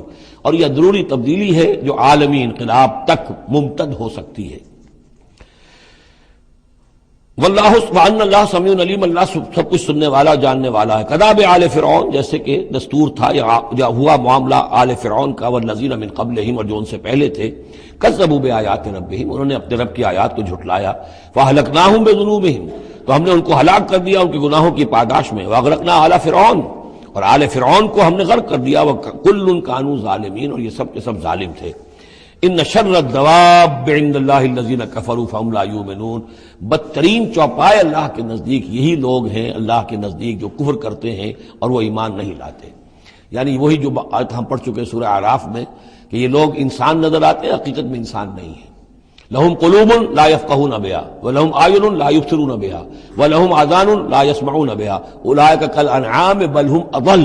وہ چوپایوں کے مانند ہیں بلکہ ان سے بھی گئے گزرے. اس لیے شر الدواب کہا گیا. تمام جانداروں میں اور جمان چوپایوں میں، جانوروں میں سب سے برے لوگ جو ہیں وہ یہ انسان نما حیوان ہیں کہ جن کے اندر عقل نہیں، جن کے اندر شعور نہیں، جو ایمان سے خالی ہیں اور کفر پر اور صرف دنیا کی لذتوں پر ریجھ گئے. الذین عاہدت منہم ثم ینقضون عہدہم فی کل مرۃ وہم لا یتقون، وہ لوگ کہ جن سے آپ نے اے نبی معاہدہ کیا تھا پھر وہ ہر مرتبہ اپنا عہد توڑتے ہیں اور اس کا کوئی ڈر نہیں رکھتے. اب یہ اشارہ ہو رہا ہے یہود کی طرف، کیونکہ حضور جب مدینے میں تشریف لائے تو میں نے آپ کو شروع میں بتا دیا تھا کہ آپ نے بہت بڑا یہ سمجھیے کہ اس کو Montgomery what, professor Montgomery what نے جس قدر تعریف کی ہے اس کی، اور سارے جتنے بھی الفاظ ہو سکتے تھے انگریزی زبان میں، اسٹیٹس مین شپ کہ حضور کا معاملہ، فہمی کا معاملہ، تدبر کا معاملہ، سیاست کو سمجھنے کا معاملہ، اس کی بہت بڑی بات یہ ہے کہ آپ نے یہودی قبائل جو تھے تینوں ان کو معاہدوں میں جکڑ لیا. تو یہ ایک بہت بڑا آپ کا کارنامہ تھا. لیکن اب ظاہر بات ہے جکڑے تو وہ گئے، اندر سے وہ دشمنی کرتے تھے، ساز باز کرتے تھے. اوپر معاہدہ ہے، اندر سے ساز باز چل رہی ہے، پیغامات بھیجے جا رہے ہیں قریش کو کہ کیا کر رہے ہیں آپ لوگ، کیوں دیر کر رہے ہیں، کیوں نہیں حملہ کرتے، ہم اندر سے آپ کی مدد کریں گے. تو یہ خدمت ابھی چل رہی تھی. تو فرمایا الذین عاہدت منہم ثم ینقضون عہدہم، وہ لوگ کہ جن سے نبی آپ نے عہد کیا، معاہدے کیے، اور وہ یہ کہ اپنے معاہدے توڑ رہے ہیں، فی کل مرۃ، ہر بار، وہم لا یتقون، اور وہ ڈرتے نہیں ہیں۔ فإما تثقفنہم فی الحرب، تو اگر آپ پا جائیں انہیں جنگ میں، فشرد بہم من خلفہم، تو ان کو ایسی سزا دیجئے کہ جو پیچھے ہیں ان کے ہوش ٹھکانے آ جائیں، لعلہم یذکرون، تاکہ انہیں عبرت حاصل ہو جائے۔ یعنی یہ کہ اب ایک تو یہ ہے کہ وہ کوئی صرف ان کی جو ہے وہ وہاں سے خطوط جا آ رہے ہیں، پیغام رسانی ہو رہی ہے، لیکن کہیں اگر ان میں کا کوئی شخص جنگ میں بھی پکڑا جائے، واقعتاً وہ جنگ میں شریک ہو جائے، قریش کی طرف سے آ جائے اور پکڑا جائے، تو پھر اس کو وہ سزا دیجئے کہ جو ایک کی سزا جو ہے وہ سینکڑوں کے ہوش ٹھکانے کر دے۔ یہ ہے مطلب۔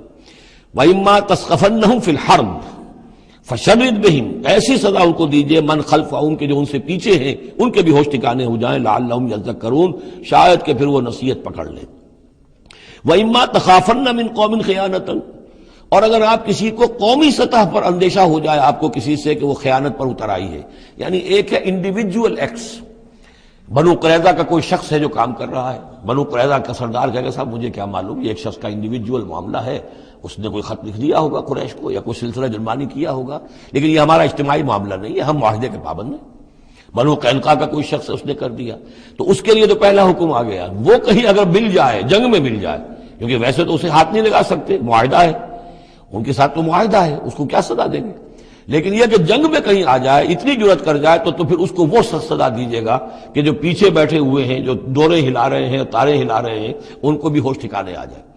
لیکن یہ کہ اگر آپ کو اندیشہ ہو جائے کہ کوئی قبیلہ جو ہے وہ خلاف ورزی کرنے پر اتر آیا ہے، خیانت کرنے پر اتر آیا ہے، وَإِمَّا تَخَافَنَّ مِنْ قَوْمٍ خِيَانَةً، کسی کی طرف سے خیانت کا آپ کو اندیشہ ہی ہو جائے، فَانبِذْ إِلَيْهِمْ عَلَىٰ سَوَاءٍ، تو پھر پھینک دیجئے ان کی طرف کھلم کھلا، یعنی پھر معاہدے کو ایبروگیٹ کیجئے، کہہ دیجئے کہ آج سے ہمارا کوئی معاہدہ نہیں۔ یہ نہیں ہے کہ معاہدہ بھی قائم رہے اور آپ ان کے خلاف اقدام بھی کر دیں، یہ صحیح نہیں، اس لیے کہ یہ مقام جو ہے اخلاقی اعتبار سے بھی غلط ہے، اور خاص طور پر آپ کا مقام، مقام نبوت، اس کے اعتبار سے کسی درجے میں بھی نہیں ہے کہ کسی قوم کے ساتھ معاہدہ بھی ہے، آپ کو اندیشہ ہے کہ وہ خیانت کر رہے ہیں، تو آپ کھلم کھلا اعلان کر دیجئے کہ آج سے میرا اور تمہارا کوئی معاہدہ نہیں، پھر اقدام کیجئے۔ لیکن یہ کہ بغیر اس اعلان کے کوئی اقدام کرنا ان کے خلاف، یہ در حقیقت اللہ تعالیٰ جو اخلاق چاہتا ہے اہل ایمان کے، اس کے منافی ہے۔ وَإِمَّا تَخَافَنَّ مِنْ قَوْمٍ خِيَانَةً فَانبِذْ إِلَيْهِمْ عَلَىٰ سَوَاءٍ، اصل میں یہی وہ بات تھی جس کے حوالے سے مولانا مودودی مرحوم نے 1948 میں یہ جو جہاد کشمیر اس وقت ہو رہا تھا اس کے بارے میں رائے ظاہر کی تھی کہ ہندوستان کے ساتھ ہمارے سفارتی تعلقات ہیں، بھارت کے ساتھ ہمارا سارا معاملہ معاہدات کے اوپر چل رہا ہے، پھر اگر یہ کہ معاملہ جو ہے دوسری طرف ہم یہ شکل کر رہے ہیں کہ وہاں پر جنگ کا معاملہ کر رہے ہیں، تو یہ غلط ہے، شریعت کی روح سے، قرآن کی روح سے غلط ہے۔ ہمیں کھلم کھلا اعلان کرنا چاہیے، جو بھی ہو اللہ تعالیٰ پر بھروسہ رکھنا چاہیے، کھل کر سامنے آنا چاہیے۔ یہ یا کہ میز کے اوپر تو معاہدہ ہے، ہاتھ مل رہے ہیں اور میز کے نیچے سے ٹانگیں گھسیٹی جا رہی ہیں، یہ دنیا داروں کا دھندا تو ٹھیک ہے، لیکن اسلام کی روح سے ایک اسلام کے نام پر بننے والی مملکت کی حکومت کا یہ طرز عمل درست نہیں ہے۔ یہ تھا وہ معاملہ جو سن 48 میں مولانا مودودی نے یہ رائے ظاہر کی تھی، اور اس پر پھر کافی ان کے خلاف جو ہیں عوامی جذبات جو ہیں وہ بہت جو ہے اس وقت بہت بلند ہو گئے تھے، مشتعل ہو گئے تھے، اس لیے کہ عوام کی اپنی سوچ ہوتی ہے۔ وَإِمَّا تَخَافَنَّ مِنْ قَوْمٍ خِيَانَةً فَانبِذْ إِلَيْهِمْ عَلَىٰ سَوَاءٍ، معاہدہ ان کے منہ پر دے مارو، إِنَّ اللَّهَ لَا يُحِبُّ الْخَائِنِينَ، یقیناً اللہ تعالیٰ کو خیانت کرنے والے پسند نہیں ہے۔ وَلَا يَحْسَبَنَّ الَّذِينَ كَفَرُوا سَبَقُوا، اور نہ سمجھے وہ لوگ جنہوں نے کفر کیا ہے کہ وہ بچ نکلے ہیں، یعنی یہ کہ اب اگر کچھ لوگ بچ کے بھی تو چلے گئے نا، آخر 1000 کی نفری آئی تھی، انہم لا یعجزون، یہ جو بچ کر چلے گئے وہ یہ نہ سمجھے کہ وہ اللہ کو عاجز کر دیں گے، وہ عاجز نہیں کر سکیں گے۔ وَأَعِدُّوا لَهُم مَّا اسْتَطَعْتُمْ، اور اے مسلمانوں اب جب یہ نیا دور شروع ہو ہی گیا ہے تمہاری اس دعوت و تحریک کا، تو اب پوری طریقے سے اپنے امکان بھر سامان حرب تیار کرو۔ اعدوا لهم، اعداد، تیاری کرنا، اسلحہ تیار کرو، سامان جنگ تیار کرو، گھوڑے تیار رکھو، رسالہ تمہارا ہونا چاہیے، جو بھی تمہارے لیے ممکن ہے۔ یہ توکل کا مطلب یہ نہیں ہے کہ تم ہاتھ پر ہاتھ دھر کر بیٹھ رہو اللہ تمہاری مدد کرے گا۔ اعدوا لهم ما استطعتم، اپنی استطاعت جو ہے اس کی حد تک تو پوری تیاری کرو، من قوت، طاقت سے بھی، ومن رباط الخیل، اور پلے ہوئے گھوڑوں کے ذریعے سے بھی، اس لیے کہ اس زمانے میں جنگ کے لیے سب سے زیادہ جو مؤثر شے تھی آپ کو معلوم ہے وہ گھوڑا، تیز رفتار ہے، اونٹ جو ہے تیز دوڑ نہیں سکتا ہے، اور اسی حوالے سے آج سمجھ لیجئے ہمارے لیے بہت اہم مسئلہ ہے یہ. اللہ تعالیٰ نے شاید عالم اسلام میں پورے میں پتہ نہیں 50 60 70 کتنے ملک دنیا میں ہیں مسلمان کہلاتے ہیں، ایک ملک ہے صرف جسے ایٹمک صلاحیت دی ہے، اور یہ امانت پوری امت مسلمہ کی ہے مسلمانان پاکستان کے پاس. اور اس کے بارے میں اگر امریکہ کا دباؤ قبول کر لیا گیا تو یہ سب سے بڑی خیانت ہوگی اللہ کے ساتھ، امت مسلمہ کے ساتھ، اللہ کے دین کے ساتھ.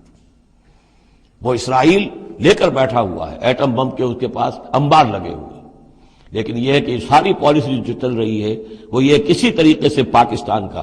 ایک عراق کے بارے میں اندیشہ ہوا تھا کہ اسے ایٹمی دانت نکل سکتے ہیں، اس ایک مرتبہ اس کا وہ ایٹمک پلانٹ جو ہے اس کا بھرکس نکال دیا تھا، دوسری مرتبہ یہ کہ اس کا پورا بھرکس ہی نکل گیا، اگلا پچھلا کھایا پیا سب اگلوا دیا. اب پاکستان پر سارا دباؤ، ساری ڈپلومیسی جو بھی چل رہی ہے اس وقت، کان کھولنے کی اور آنکھیں کھول کر دن گزارنے کی ضرورت ہے. ہمیں حکم یہ ہے کہ جو بھی اللہ نے تمہیں دیا ہے، تمہارا امکان، جو بھی تمہارے پاس امکانی طاقت ہے اسے سنبھال کر رکھو. ڈیٹرنٹ اعدوا لهم ما استطعتم من قوة ومن رباط الخيل ترهبون به عدو اللہ، تاکہ تم اللہ کے دشمنوں کو اس سے ڈرا سکو. یہی ہے ڈیٹرنٹ. تو معلوم ہو کہ ان کے پاس وہ طاقت ہے. وعدوکم، اور اپنے دشمنوں کو بھی ڈرا سکو.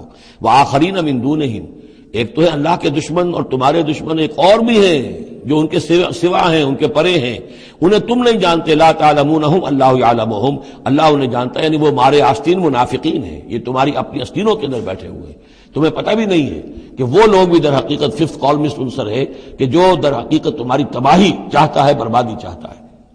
وما تنفقوا من شيء، اب ظاہر بات ہے کہ اگر ساز و سامان فراہم کرنا ہے، اسلحہ فراہم کرنا ہے، اور ساز و سامان کے لیے جو ہے گھوڑے تیار کرنے ہیں تو انفاق کرنا پڑے گا. انفقوا مما رزقناکم وما تنفقوا من شيء في سبيل الله يوفى اليكم، اور دیکھو جو کچھ بھی تم خرچ کرو گے اللہ کی راہ میں وہ پورا پورا تمہیں مل جائے گا، پورا پورا دیا جائے گا. وانتم لا تظلمون، اور تم پر کوئی زیادتی نہیں ہوگی، تمہاری کوئی حق تلفی نہیں ہوگی. تم دو تو صحیح. اب وہ پورے 2 رکوع ذہن میں لے آئیے جو سورہ بقرہ میں ہم نے پڑھے تھے کہ اگر کوئی شخص اللہ کی راہ میں مال خرچ کرتا ہے، فی سبیل اللہ خرچ کرتا ہے، تو جیسے ایک دانہ جو ہے وہ زمین کے اندر ڈال دیتے ہو، اس سے جو ایک پودا نکلتا ہے اس میں سٹے ہوتے ہیں، 7 سٹے ہیں، اور ہر سٹے کے اندر 100 دانے ہیں، تو وہ ایک دانہ 700 دانے پیدا کر رہا ہے. اور اللہ تعالیٰ جس کو چاہے گا 700 گنا سے بھی زیادہ اجر و ثواب دے گا. کہاں سیت کر رکھ رہے ہو اپنے پیسے؟ خرچ کر دو اسے. اس لیے کہ اب اس دعوت کا اور اس تحریک کا اور محمد رسول اللہ کی جو جد و جہد ہے اس کا وہ مرحلہ آ گیا ہے کہ اب ساز و سامان اور کیل کانٹے سے لیس ہونا ضروری ہے. وَأَعِدُّوا لَهُم مَّا اسْتَطَعْتُم مِّن قُوَّةٍ وَمِن رِّبَاطِ الْخَيْلِ تُرْهِبُونَ بِهِ عَدُوَّ اللَّهِ وَعَدُوَّكُمْ وَآخَرِينَ مِن دُونِهِمْ لَا تَعْلَمُونَهُمْ اللَّهُ يَعْلَمُهُمْ وَمَا تُنفِقُوا مِن شَيْءٍ فِي سَبِيلِ اللَّهِ يُوَفَّى إِلَيْكُمْ وَأَنتُمْ لَا تُظْلَمُونَ وَإِن جَنَحُوا لِلسَّلْمِ فَانجَحْ لَهَا. ارے نبی اگر وہ اپنے بازو اپنے کندھے نیچے گرا دے امن کے لیے، صلح کے لیے، اگر قریش آمادہ ہو جاتے ہیں تو آپ بھی جھک جائیے، کوئی بات نہیں، صلح کر لیجیے. وَتَوَكَّلْ عَلَى اللَّهِ، اللہ پر توکل کیجیے. یعنی یہ کہ اگر وہ صلح کرنے کے اوپر آمادہ ہے صلح کر لیجیے، اور ڈریے نہیں کہ ہو سکتا ہے وہ چال چل رہے ہوں، نہیں، صلح کا جواب صلح سے دیجیے، لیکن یہ کہ اللہ پر توکل کیجیے. وَهُوَ السَّمِيعُ الْعَلِيمُ، وہ سب کچھ إِنَّهُ هُوَ السَّمِيعُ الْعَلِيمُ، یقیناً وہ سب کچھ سننے والا اور جاننے والا ہے. وَإِن يُرِيدُوا أَن يَخْدَعُوكَ، اور اگر وہ چاہتے ہو کہ آپ کو دھوکہ دے دیں، فَإِنَّ حَسْبَكَ اللَّهُ، تب بھی آپ نہ گھبرائیں، آپ کے لیے اللہ کافی ہے، اللہ کی طرف سے ضمانت ہے. هُوَ الَّذِي أَيَّدَكَ بِنَصْرِهِ وَبِالْمُؤْمِنِينَ، وہی تو ہے اللہ جس نے اے نبی آپ کی مدد کی ہے اپنی نصرت سے اور اہل ایمان کے ذریعے. یہ ذرا نوٹ کیجئے، اللہ نے محمد کی مدد کی ہے اہل ایمان کے ذریعے. یعنی اللہ تعالیٰ کا یہ فضل ہوا محمد رسول اللہ صلی اللہ علیہ وسلم پر کہ ایسے صحابہ عطا فرمائے جو مخلص تھے کہ جہاں آپ کا پسینہ گرا وہاں انہوں نے اپنی خون کی ندیاں بہا دی. حضرت موسیٰ کو ایسے ساتھی میسر نہیں آئے. کیا حال تھا جبکہ ان کو کہا گیا اللہ کی راہ میں جنگ کرو، اور ان کا فضل بنتا وہ رب کا فقاتل انا ہاؤنا قاعدون، جاؤ تم جاؤ، ہم بیٹھے ہیں یہاں. رب انی لا املک الا نفسی واخی فافرق بیننا وبین القوم الفاسقین. یہاں یہ ہوا تھا جب دوسری مرتبہ مقام صفرا پر جب ہوئی ہے جو مشاورت، اور وہ بڑی یوں سمجھیے کہ کانٹے کی مشاورت تھی، وہاں بھی کچھ لوگ زور دے رہے تھے مسلسل کہ چلیے ہمیں چلنا چاہیے پہلے قافلے کی طرف. وہ تو آپ کو سیرت کی کتابوں میں پڑھنا ہوگا، لیکن یہ ہے کہ اس وقت حضور کا منشا یہ تھا. آپ بار بار کہ اچھا آپ اور لوگ مشورہ دیں، اور لوگ بھی مشورہ دیں. حضرت مقداد نے کھڑے ہو کر یہی بات کہی رضی اللہ تعالیٰ عنہ، اے نبی آپ ہمیں موسیٰ کے ساتھی نہ سمجھیے جنہوں نے کہہ دیا تھا وَسَبَ أَنْتَ وَرَبُّكَ فَقَاتِلَا إِنَّا هُنَا قَاعِدُونَ، ہم آپ کے ساتھی ہیں، آپ جو حکم دیں ہم حاضر ہیں۔ حضرت ابوبکر نے تقریر کی، حضرت عمر نے تقریر کی، حضور دیکھ رہے ہیں انصار کا کیا منشا ہے، ان کی کیا رائے ہے۔ پھر کھڑے ہوئے حضرت سعد، انہوں نے کہا ہے کانک تعنینا یا رسول اللہ، اے اللہ کے رسول شاید آپ کا روح سخن ہماری جانب ہے، شاید اس وجہ سے کہ ہمارا جو معاہدہ ہوا تھا بیعت عقبہ ثانیہ میں وہ یہ تھا کہ اگر مدینے پر حملہ ہوگا تو ہم آپ کی حفاظت کریں گے، شاید یہ گمان ہے آپ کا۔ فَإِنَّا آمَنَّا بِكَ وَصَدَّقْنَاكَ، ہم آپ پر ایمان لا چکے، ہم نے آپ کی تصدیق کی، ہم نے آپ کو اللہ کا رسول مانا، اب ہمارے پاس کوئی آپشن نہیں ہے۔ خدا کی قسم اگر آپ اپنا گھوڑا سمندر میں ڈال دیں گے ہم بھی آپ کے پیچھے اپنی سواریاں سمندر میں ڈال دیں گے، اور خدا کی قسم اگر آپ ہمیں کہیں گے ہم اپنی اونٹنیوں کو دبلا کر دیں گے، برق الغماد تک جا پہنچیں گے، یعنی یمن کا شہر ہے برق الغماد، وہاں تک پہنچ جائیں گے چاہے ہماری اونٹنیاں لاغر ہو جائیں۔ اس کے بعد حضور کا چہرہ کھل اٹھا کہ انصار کی طرف سے بھی ان کے ایک رئیس نے یہ بات کہی ہے، پھر آپ نے کہا چلو اب بدر کی طرف۔ تو یہ اللہ تعالیٰ نے گویا کہ حضور کی مدد کی ہے اہل ایمان سے۔ هو الذی ایدک بنصرہ، ایک تو اللہ کی مدد آئی آسمان سے، فرشتے آئے، اور ایک وبالمؤمنین، اور اہل ایمان کے ذریعے سے آپ کی مدد کی ہے۔ من انصاری الی اللہ، کون ہے میرا مددگار اللہ کی راہ میں۔ وَأَلَّفَ بَيْنَ قُلُوبِهِمْ، اور ان اہل ایمان کے دلوں میں اللہ نے محبت پیدا کر دی۔ لَوْ أَنفَقْتَ مَا فِي الْأَرْضِ جَمِيعًا مَا أَلَّفْتَ بَيْنَ قُلُوبِهِمْ، ارے نبی اگر آپ دولت کے ذریعے سے محبت پیدا کرتے کہ لوگوں کو زیادہ زیادہ ان کے دل کی نرمی کے لیے، تالیف قلب کے لیے جو ہے پیسے دیے جائیں، اگر زمین کی ساری دولت بھی آپ خرچ کر دیتے تو ان میں یہ تالیف، یہ الفت پیدا نہیں ہو سکتی تھی۔ وَلَٰكِنَّ اللَّهَ أَلَّفَ بَيْنَهُمْ، یہ تو اللہ تعالیٰ ہی نے ان کے مابین یہ الفت پیدا کر دی ہے۔ یہ ہم سورہ آل عمران میں بھی پڑھ چکے ہیں کہ تمہارا معاملہ جو ہے اذ کنتم اعداء فالف بین قلوبکم فاصبحتم بنعمتہ اخوانا، آیت نمبر 103 ہے سورہ آل عمران کی۔ وکنتم علی شفا حفرۃ من النار فانقذکم منها کذالک یبین اللہ لکم آیاتہ لعلکم تہتدون، تم تو تباہی کے آگ کے گڑھے کے کنارے تک پہنچ چکے تھے۔ ولکن اللہ الف بینہم انہ عزیز حکیم، یقیناً وہ زبردست ہے حکمت والا۔ یا ایھا النبی حسبک اللہ ومن اتبعک من المؤمنین، اے نبی آپ کے لیے اللہ کافی ہے اور وہ کہ جو پیروی کر رہے ہیں آپ کی اہل ایمان میں سے۔ ایک ترجمہ تو اس کا یہ ہوگا، یعنی جو اگر اوپر والی آیت کے ساتھ اس کو جوڑے، ایک یہ بھی ہو سکتا ہے اے نبی اللہ کافی ہے آپ کے لیے بھی، اور جو آپ کی پیروی کرنے والے ہیں مسلمان ان کے لیے بھی، ان کے لیے بھی اللہ کفایت کرتا ہے، ان کی مدد کے لیے، ان کو سہارا دینے کے لیے۔ تو یہ ایسی کنسٹرکشن ہے جملے کی کہ دونوں معنی لیے جا سکتے ہیں۔ یا ایھا النبی حرض المؤمنین علی القتال، اب یہ تحریض کا لفظ پھر آ گیا جو سورہ نساء میں ہم پڑھ چکے ہیں۔ وحرض المؤمنین علی القتال، اے نبی شوق دلائیے، ترغیب دلائیے، ابھاریے، ایمان کے جذبات کو ذرا اپیل کیجئے اہل ایمان کے کہ وہ قتال پر آمادہ ہوں۔ یہ میں آپ کو بتا چکا ہوں کہ اعلان عام اس طریقے کا کہ فرض ہے جنگ میں نکلنا ہر مسلمان کے لیے، یہ صرف تبوک میں ہوا سن 9 میں جا کر۔ پورے 9 برس تک قتال فی سبیل اللہ کے لیے تحریض تھی، ترغیب تھی، اور یہ تحریض گاڑی ہو کر تحریض بن گئی، بس لازم نہیں تھا۔ اسی لیے ہم سورہ نساء میں پڑھ چکے ہیں کہ اس کے باوجود جو اس ترغیب کی وجہ سے آگے بڑھے قتال کے لیے نکلے ان کے اونچے درجات ہیں، لیکن یہ کہ جن لوگوں کو چونکہ فرض عین نہیں کیا گیا تھا لہذا اگر کوئی نہیں نکلے تو ان کے اوپر کوئی مواخذہ نہیں۔ لیکن یہ کہ غزوہ تبوک میں نفیر عام تھی کہ ہر صاحب ایمان کا نکلنا ضروری ہے۔ حرض المؤمنین علی القتال ان یکن منکم 20 صابرون، اگر تم میں سے 20 ہوں گے صبر کرنے والے، یغلبوا 200 تو وہ 200 پر غالب آ جائیں گے۔ وَإِن یکن منکم 100، اور اگر ہوں گے تم میں سے 100، یغلبوا 1000، وہ غالب آ جائیں گے 1000 پر، من الذین کفروا، کافروں میں سے، بأنہم قوم لا یفقہون، اس لیے کہ وہ سمجھ نہیں رکھتے۔ سمجھ سے مراد کیا ہے؟ انہیں اپنے موقف کی حقانیت کا یقین نہیں ہے۔ ایک شخص ہے جو جانتا میں حق پر ہوں، میں حق کے لیے لڑ رہا ہوں، ایک شخص ہے ڈل مل ہے، ایسے ہی لڑ رہا ہے، مارے باندھے کو لڑ رہا ہے، کسی کے کہے سے آ گیا، مرسینری ہے، تنخواہ یافتہ ہے اس لیے آ گیا۔ اب اس میں زمین و آسمان کا فرق ہوگا۔ تو ان لوگوں کو چونکہ وہ شے حاصل نہیں ہے لہذا ان کی حالت کیا ہے کہ اگر آپ 10 ہوں گے 100 پر غالب آ جائیں گے۔ لیکن اس کے بعد جو اگلی آیت آ رہی ہے وہ گویا کہ اس کی کچھ عرصے کے بعد یقیناً نازل ہوگی جو یہاں شامل کر دی گئی۔ الآن خفف اللہ عنکم، اب اللہ نے تم پر سے تخفیف کر دی ہے، وعلم ان فیکم ضعفا، اور اللہ کے علم میں ہے یہ بات کہ تمہارے اندر کچھ کمزوری آ گئی ہے۔ لیکن یہ کمزوری کیسے آئی ہے اس کو سمجھ لینا چاہیے۔ سابقون الاولون مہاجرین اور انصار کے اندر کوئی کمزوری نہیں آئی معاذ اللہ، ابو بکر اور عمر میں یا سعد بن معاذ میں رضی اللہ تعالیٰ عنہ مجمعین، ان میں کوئی کمزوری نہیں آئی۔ لیکن جو نئے مسلمان آ رہے تھے، جن کی ابھی تربیت نہیں ہوئی تھی، اوسط گر رہا ہے۔ ظاہر بات ہے جو نئے لوگوں کی تعداد بڑھ رہی ہے، جن کی تربیت اتنی نہیں ہوئی ہے، جن کے اندر ایمان ابھی اتنا گہرا نہیں اترا ہے، اتنا راسخ نہیں ہوا ہے، تو اس کے حوالے سے اب فرض کیجئے کہ 1000 کے اندر پہلے تو ایسے ہوتے تھے کچے پکے جو ہیں وہ 20 ہیں، 50 ہیں، 100 ہیں، اب یہ ہے کہ ان کی تعداد بڑھتی جا رہی ہے اگر، تو نتیجہ کیا ہوگا کہ اوسط جو ہے وہ گر جائے گی۔ اس اوسط کے اعتبار سے اب تمہارے اندر کچھ کمزوری آ گئی ہے۔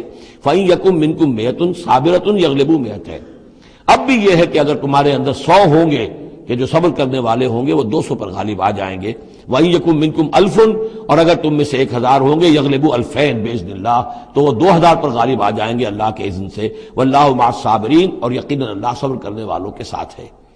مَا كَانَ لِنَبِيٍّ أَن يَكُونَ لَهُ أَسْرَىٰ، اب یہ ایک اور بہت نازک معاملہ ہوا جو غزوہ بدر کے بعد، کہ وہ جو 70 قیدی پکڑے گئے ان کا کیا کیا جائے۔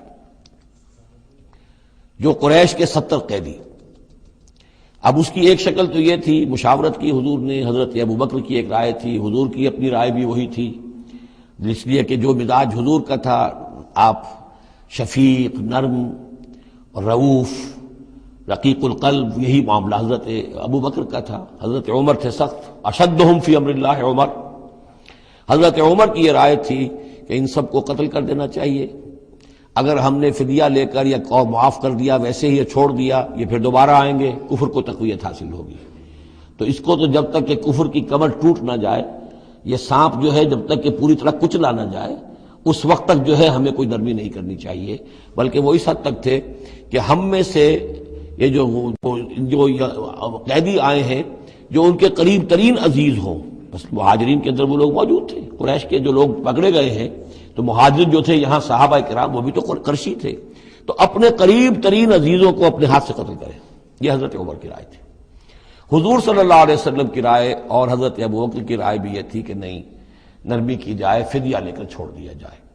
فیصلہ ہو گیا، اس پر عمل ہو گیا، لیکن پھر جو یہ آیت اتری ہے یہ پھر بہت سخت ہے، اس میں اس فیصلے کو غلط قرار دیا گیا، اگرچہ فیصلہ ہو گیا ٹھیک ہے، لیکن یہ کہ اس کے اوپر گرفت ہوئی ہے کہ یہ نہیں ہونا چاہیے تھا۔ یہ مضمون بنیادی طور پر یہ سورہ محمد میں آئے گا صلی اللہ علیہ وسلم، اور وہاں تفصیل کے ساتھ اس کی پوری بات آ چکی ہے، اور چونکہ سورہ محمد سورہ بقرہ سے بھی پہلے نازل ہو چکی تھی، سورۃ القتال، اس حوالے سے یہ بات جو ہے بہت اہم ہے کہ اس میں یہ قاعدہ قانون آ چکا تھا، اس کے باوجود اس بات کا ہو جانا یہ گویا کہ ایک طرح سے ایک کوتاہی ہوئی ہے، وقتی طور پر نظر انداز ہو گیا اللہ تعالیٰ کا مستقل حکم۔ ما کان لنبی ان یکون لہ اسریٰ، کسی نبی کے لیے یہ جائز نہیں ہے کہ اس کے پاس قیدی ہوں، حتی یسخن فی الارض، جب تک کہ زمین کے اندر خوب خوریزی نہ ہو لے، یعنی باطل کی کمر نہ توڑی جا چکی ہو، اس وقت تک قیدی رکھنا، قیدی رکھنے کا مطلب یہ کہ وہ زندہ رہیں گے، آج نہیں تو کل انہیں چھوڑنا پڑے گا، آپ چھوڑیں گے ان کو، وہ پھر کفر کی تقویت کا باعث بنیں گے۔ تريدون عرض الدنیا، تم دنیا کا ساز و سامان چاہتے ہو، یعنی فدیہ ملے گا، مال ملے گا۔ اب یہ ظاہر بات ہے کہ نہ حضور کی یہ نیت ہو سکتی تھی معاذ اللہ، اور نہ حضرت ابو بکر کی، لیکن اللہ تعالیٰ کا معاملہ ہے، جب وہ اپنے نبیوں کے اوپر بھی کبھی گرفت کرتا ہے تو بظاہر الفاظ بڑے سخت ہوتے ہیں، بظاہر بڑے سخت ہوتے ہیں، تو اس کے اندر وہ سختی موجود ہے۔ ظاہر بات ہے کہ یہ بات نہ حضور کے لیے نہ حضرت ابو بکر کے لیے۔ تريدون عرض الدنیا، تم دنیا کا سامان چاہتے ہو، واللہ یرید الآخرہ، اللہ کے پیش نظر آخرت ہے۔ سورہ محمد کی آیت نمبر 4 میں یہ پورا قانون آئے گا، ہم وہاں پڑھ لیں گے۔ واللہ عزیز الحکیم، اور اللہ تعالی عزیز اور حکیم ہے۔ لولا کتاب من اللہ سبقہ، اگر نہ ہوتی بات اللہ کی طرف سے جو پہلے سے آ چکی تھی، یعنی سورہ محمد کی آیت نمبر 4، اس میں ایک امکان نکلتا تھا اس کی تعبیر کا، اگرچہ تعبیر کے اندر میرے نزدیک غلطی ہوئی ہے، لیکن پھر بھی ایک اس کے اندر امکان موجود تھا جس کو کہ استعمال کیا ہے محمد الرسول اللہ صلی اللہ علیہ وسلم سے. لولا کتاب من اللہ سبقا، اگر یہ اللہ تعالیٰ کی طرف سے بات پہلے سے طے نہ ہو چکی ہوتی، لمسکم فیما اخذتم عذاب عظیم، تو جو کچھ تم نے یہ فدیہ وغیرہ لیا ہے اس پر تم پر بڑا سخت عذاب آتا. قانون ہم سورہ محمد میں پڑھیں گے کہ وہ کیا تھا، اور اس کی انٹرپریٹیشن کے اندر یہاں حضور نے کس جگہ سے گنجائش نکالی. دیکھیے ہوتا یہ ہے کہ آپ کا رجحان نرمی کا ہے تو آپ ایک ہی بات کے اندر سے نرم پہلو نکال لیں گے. جیسے کہ میں نے عرض کیا تھا کہ جو لوگ کے سنتے ہیں الذین یستمعون القول فیتبعون احسن، وہ لوگ کہ جو کسی بات کو سن کر پھر پیروی کرتے ہیں اس میں سے بہترین کی، جو بھی اس میں اعلیٰ ترین درجہ ہے اس تک پہنچنے کی کوشش کرتے ہیں. لیکن طبیعت کے اندر اگر نرمی تھی تو اس نرمی کی وجہ سے حضور نے اس کے اندر ایک اپنے لیے گنجائش نکال لی. لیکن چونکہ اس آیت کے اندر وہ گنجائش واقعتاً موجود ہے، لہذا فرمایا اگر وہ نہ ہوا ہوتا، لولا کتاب من اللہ سبقا، اگر وہ آیت پہلے نازل نہ ہو چکی ہوتی، لمسکم فیما اخذتم عذاب عظیم، تو تم پر جو بھی تم نے لیا ہے یہ فدیہ وغیرہ اس پر تم پر بڑی سخت پکڑ ہوتی اور عذاب آتا. روایات میں آتا ہے کہ حضور بھی اور حضرت ابوبکر بھی دونوں پھر اس آیت کے نزول کے بعد روتے رہے ہیں کہ ہم سے یہ خطا ہوئی ہے. بہرحال خطا اجتہادی ہے، کوئی غلط اس طرح کی نہیں ہے کہ کسی صریح حکم کی خلاف ورزی کی گئی ہو. وہ یہ ہے کہ جو بھی اس میں رعایت رکھی گئی تھی اس کو آپ نے اپنے اجتہاد سے اس کے اندر سے جو بھی نرمی کا پہلو تھا وہ نکال دیا. فَكُلُوا مِمَّا غَنِمْتُمْ حَلَالًا طَيِّبًا، تو اب کھاؤ جو تمہیں ملا ہے غنیمت. غنیمت میں وہ بھی ہے جو عین جنگ کے موقع پر مال غنیمت ملا، اور جو فدیہ اب مل رہا ہے وہ بھی غنیمت ہے. حلالا طیبا، کھاؤ اس میں کوئی اب تمہیں ہچکچاہٹ نہ ہو، حلال اور طیب ستھرا. واتقوا اللہ، اللہ کا تقوی اختیار کرو. ان اللہ غفور الرحیم، یقیناً اللہ تعالیٰ بخشنے والا رحم فرمانے والا ہے. یا ایھا النبی قل لمن فی ایدیکم من الاسریٰ، اے نبی کہہ دیجئے ان لوگوں سے جو آپ کے قبضے میں ہیں قیدی. اب قیدیوں میں جان لیجئے حضرت عباس ابن عبد المطلب بھی تھے رضی اللہ عنہ، جو حضور کے چچا تھے. گمان غالب یہ ہے کہ وہ ایمان تو لا چکے تھے، اپنے ایمان کا اعلان نہیں کیا تھا، لہذا جنگ میں کفار کے ساتھ ہو کر آئے تھے، وہ بھی گرفتار تھے. اور بھی کچھ لوگ تھے کہ جن کے بارے میں حضور جانتے تھے کہ یہ لوگ جو ہے اپنی دلی خواہش سے نہیں آئے ہیں، بلکہ یہ کہ اپنے سرداروں کے دباؤ کی وجہ سے آئے ہیں. لیکن قانون تو قانون ہے. تو اس طریقے کا معاملہ جب ہوا ہے، اور پھر حضور کے اپنے اقدامات، وہ قیدی ہیں ابو العاص، ان کی بڑی صاحبزادی زینب رضی اللہ تعالی عنہا نے پھر ان کے لیے اپنا وہ ہار بھیجا ہے جو حضرت خدیجہ نے انہیں شادی کے موقع پر دیا تھا. تو یہ ایسی کیفیات ہیں. ہم جب پڑھتے ہیں ان چیزوں کے تو ہمارے لیے تو ایک تعلق جو ہے وہ ایک ماضی کی تاریخ کے قصوں کی ہے. وہاں تو یہ خونی رشتے بھی تھے، تعلقات بھی تھے، ایک ہی خاندان ہے، ایک ہی قبیلہ ہے، اسی کے لوگ آئے ہوئے ہیں. تو اب حضور کے دل میں جو ہے اس وقت سنا یہ ہے کہ جب رات کے وقت کراہ رہے تھے حضرت عباس، انہیں باندھا ہوا تھا، سخت ظاہر بات ہے قیدیوں کو جکڑا ہوا ہے رسیوں کے اندر، تو ان کے جو کچھ اتنا بند تھے کہ سخت تھے، وہ جو بند تھے جن میں بندھے ہوئے تھے کہ کراہ رہے تھے، تو حضور نے کہا تمام قیدیوں کے بند ڈھیلے کر دو. یہ نہیں کہا کہ صرف عباس کا بند ڈھیلا کر دو، بلکہ آپ نے ان کی کراہنے کی آواز سن کر پھر آپ نے فرمایا سب کے بند ڈھیلے کرو، اتنا سخت ان کو نہ باندھو. تو اس طرح کا معاملہ جو ہے اس کو ذہن میں رکھیے. یا ایھا النبی قل لمن فی ایدیکم من الاسریٰ، کہہ دیجئے ان سے جو آپ کے ہاتھ میں اب قیدی ہیں، ان یعلم اللہ فی قلوبکم خیرا، دیکھو اگر جو کچھ تمہارے دلوں میں ہے اللہ کے علم میں ہے کہ وہ خیر ہے، یؤتکم خیرا مما اخذ منکم، تو جو کچھ تم سے اس وقت لیا گیا ہے اس سے بہتر اللہ تمہیں دے دے گا. یعنی یہ کہ نیت کا معاملہ تمہارا اور اللہ کے مابین ہے. ہمارا معاملہ قانون کا ہے. تم آئے کفار کے ساتھ جنگ کرتے ہوئے آئے ہو، پکڑے گئے ہو، اب ان میں کوئی ڈسکریمنیشن نہیں ہو سکتی. کوئی شخص کہے کہ نہیں صاحب میں تو مجبوراً آیا تھا، اور میں تو کسی کے کہنے میں آیا تھا، اور میں تو حقیقت میں تو اسلام لا چکا تھا. یہ بات جو ہے اب نہیں چلے گی. لہذا یہ ضرور ہے کہ اگر تمہارے دل میں کوئی خیر ہے، کوئی بھلائی ہے، اور اس وقت یہ کہ تم سمجھتے ہو کہ تم اس صورتحال میں مجبوراً پھنس گئے ہو اور تمہیں فدیہ ادا کرنا پڑ رہا ہے، تو اللہ تعالیٰ تمہیں اس سے کہیں زیادہ دے دے گا کہ جو آج تمہیں فدیے میں دینا پڑ رہا ہے. ظاہر بات ہے کہ وہاں بیویوں کو خبریں پہنچی، انہوں نے اپنے زیور بھیجے ہیں. حضرت زینب رضی اللہ تعالی عنہا نے بھی اپنا زیور بھیجا، ہار بھیجا ہے، اور حضور کے آنکھوں میں آنسو آ گئے جب آپ نے وہ ہار دیکھا. حضرت خدیجہ کا ہار رضی اللہ تعالی عنہ، وہ پوری زندگی جو آپ کی گزری تھی حضرت خدیجہ کے ساتھ، وہ ساری آنکھوں میں نگاہوں کے سامنے آ گئی. جو ان کی وفاداری تھی اور جو انہوں نے خدمت کی تھی، وفا شعاری کی تھی. تو اس کے بعد مسلمانوں سے کہا کہ یہ ماں کی یادگار تھی بیٹی کے پاس، اگر آپ لوگ اجازت دیں تو یہ اس کو واپس کر دیا جائے، تو اس کو پھر لوگوں کی اجازت سے وہ ہار واپس کیا گیا۔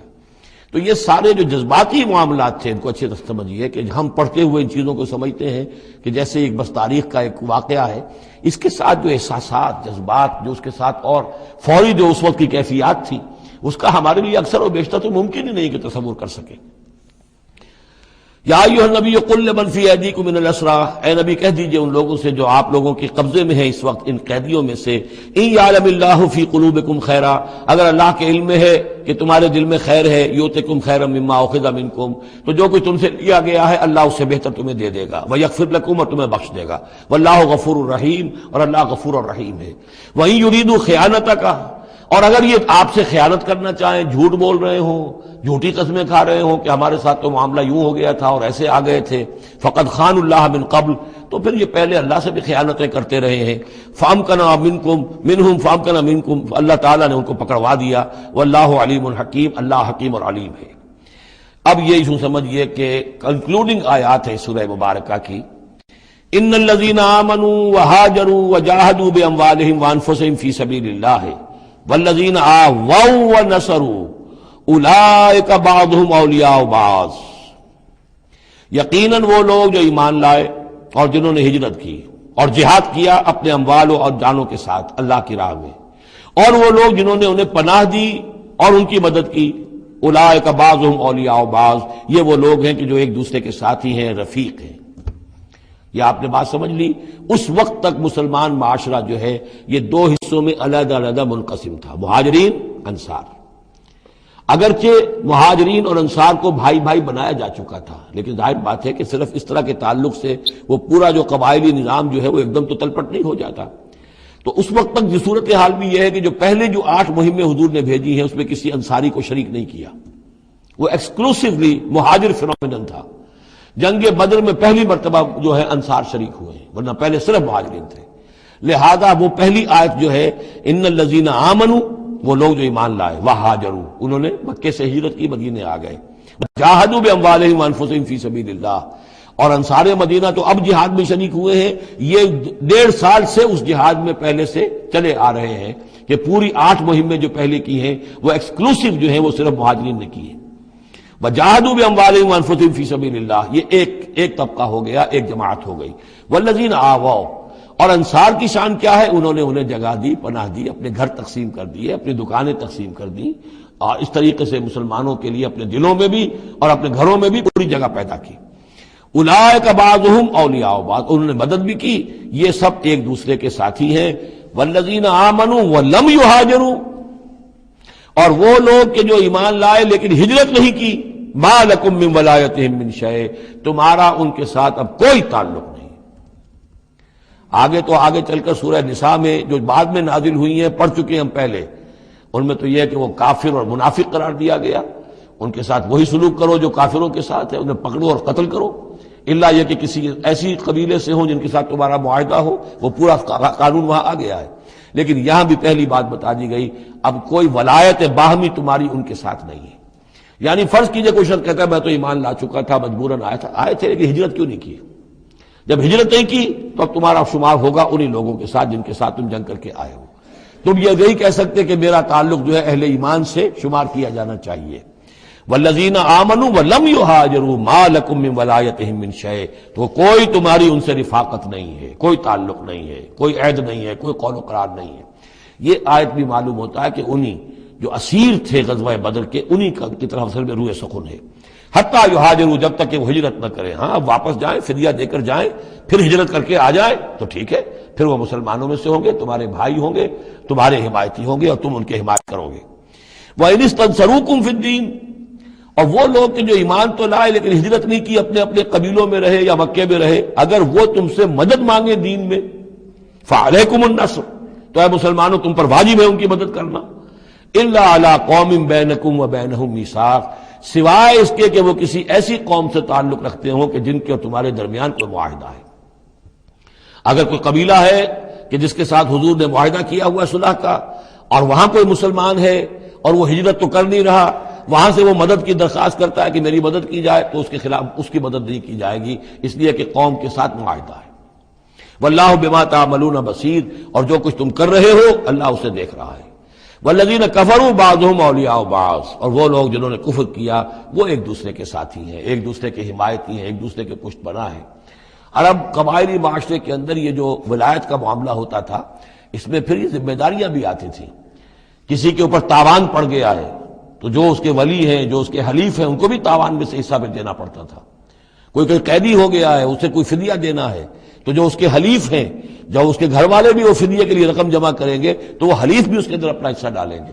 تو یہ تو معاشرے کے اندر جو قبائلی معاشرہ ہوتا ہے یہ چیزیں ہوتی ہیں۔ تو یہاں فرما دیا گیا جو کافر ہیں وہ ایک دوسرے کے حلیف ہیں، جو اہل ایمان ہیں وہ ایک دوسرے کے حلیف ہیں، لیکن اہل ایمان میں سے جو ہجرت نہیں کرتے وہ اہل ایمان کے حلیف نہیں ہیں، بلکہ وہ تو انہی کافروں کے ساتھ شمار ہوگا ان کا جن کے ہاں وہ رہ رہے ہیں۔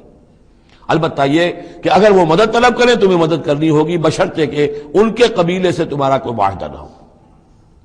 الا تفعلوہ، اگر تم ان چیزوں کی پابندی نہ کرو۔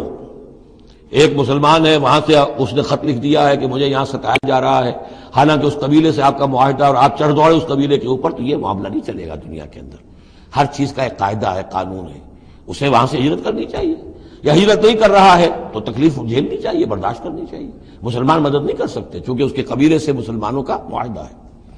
الا تفعلوہ، اگر یہ قواعد و ضوابط پیش نظر نہیں رکھو گے، ان کی پابندی نہیں کرو گے، تکن فتنۃ، تو پھر تو یہ ہے کہ فساد برپا ہو جائے گا، فتنہ پھیلے گا، فی الارض و فساد کبیر، اور بہت بڑی جو ہے بدامنی ہو جائے گی۔ اب وہ آیت آگے جس کا میں نے ذکر کیا تھا، والذین آمنوا وہاجروا وجاہدوا فی سبیل اللہ والذین آووا ونصروا اولئک هم المؤمنون حقا۔ اب ان دو طبقات کو جمع کر دیا گیا، والذین آمنوا وہاجروا وجاہدوا فی سبیل اللہ والذین آووا ونصروا۔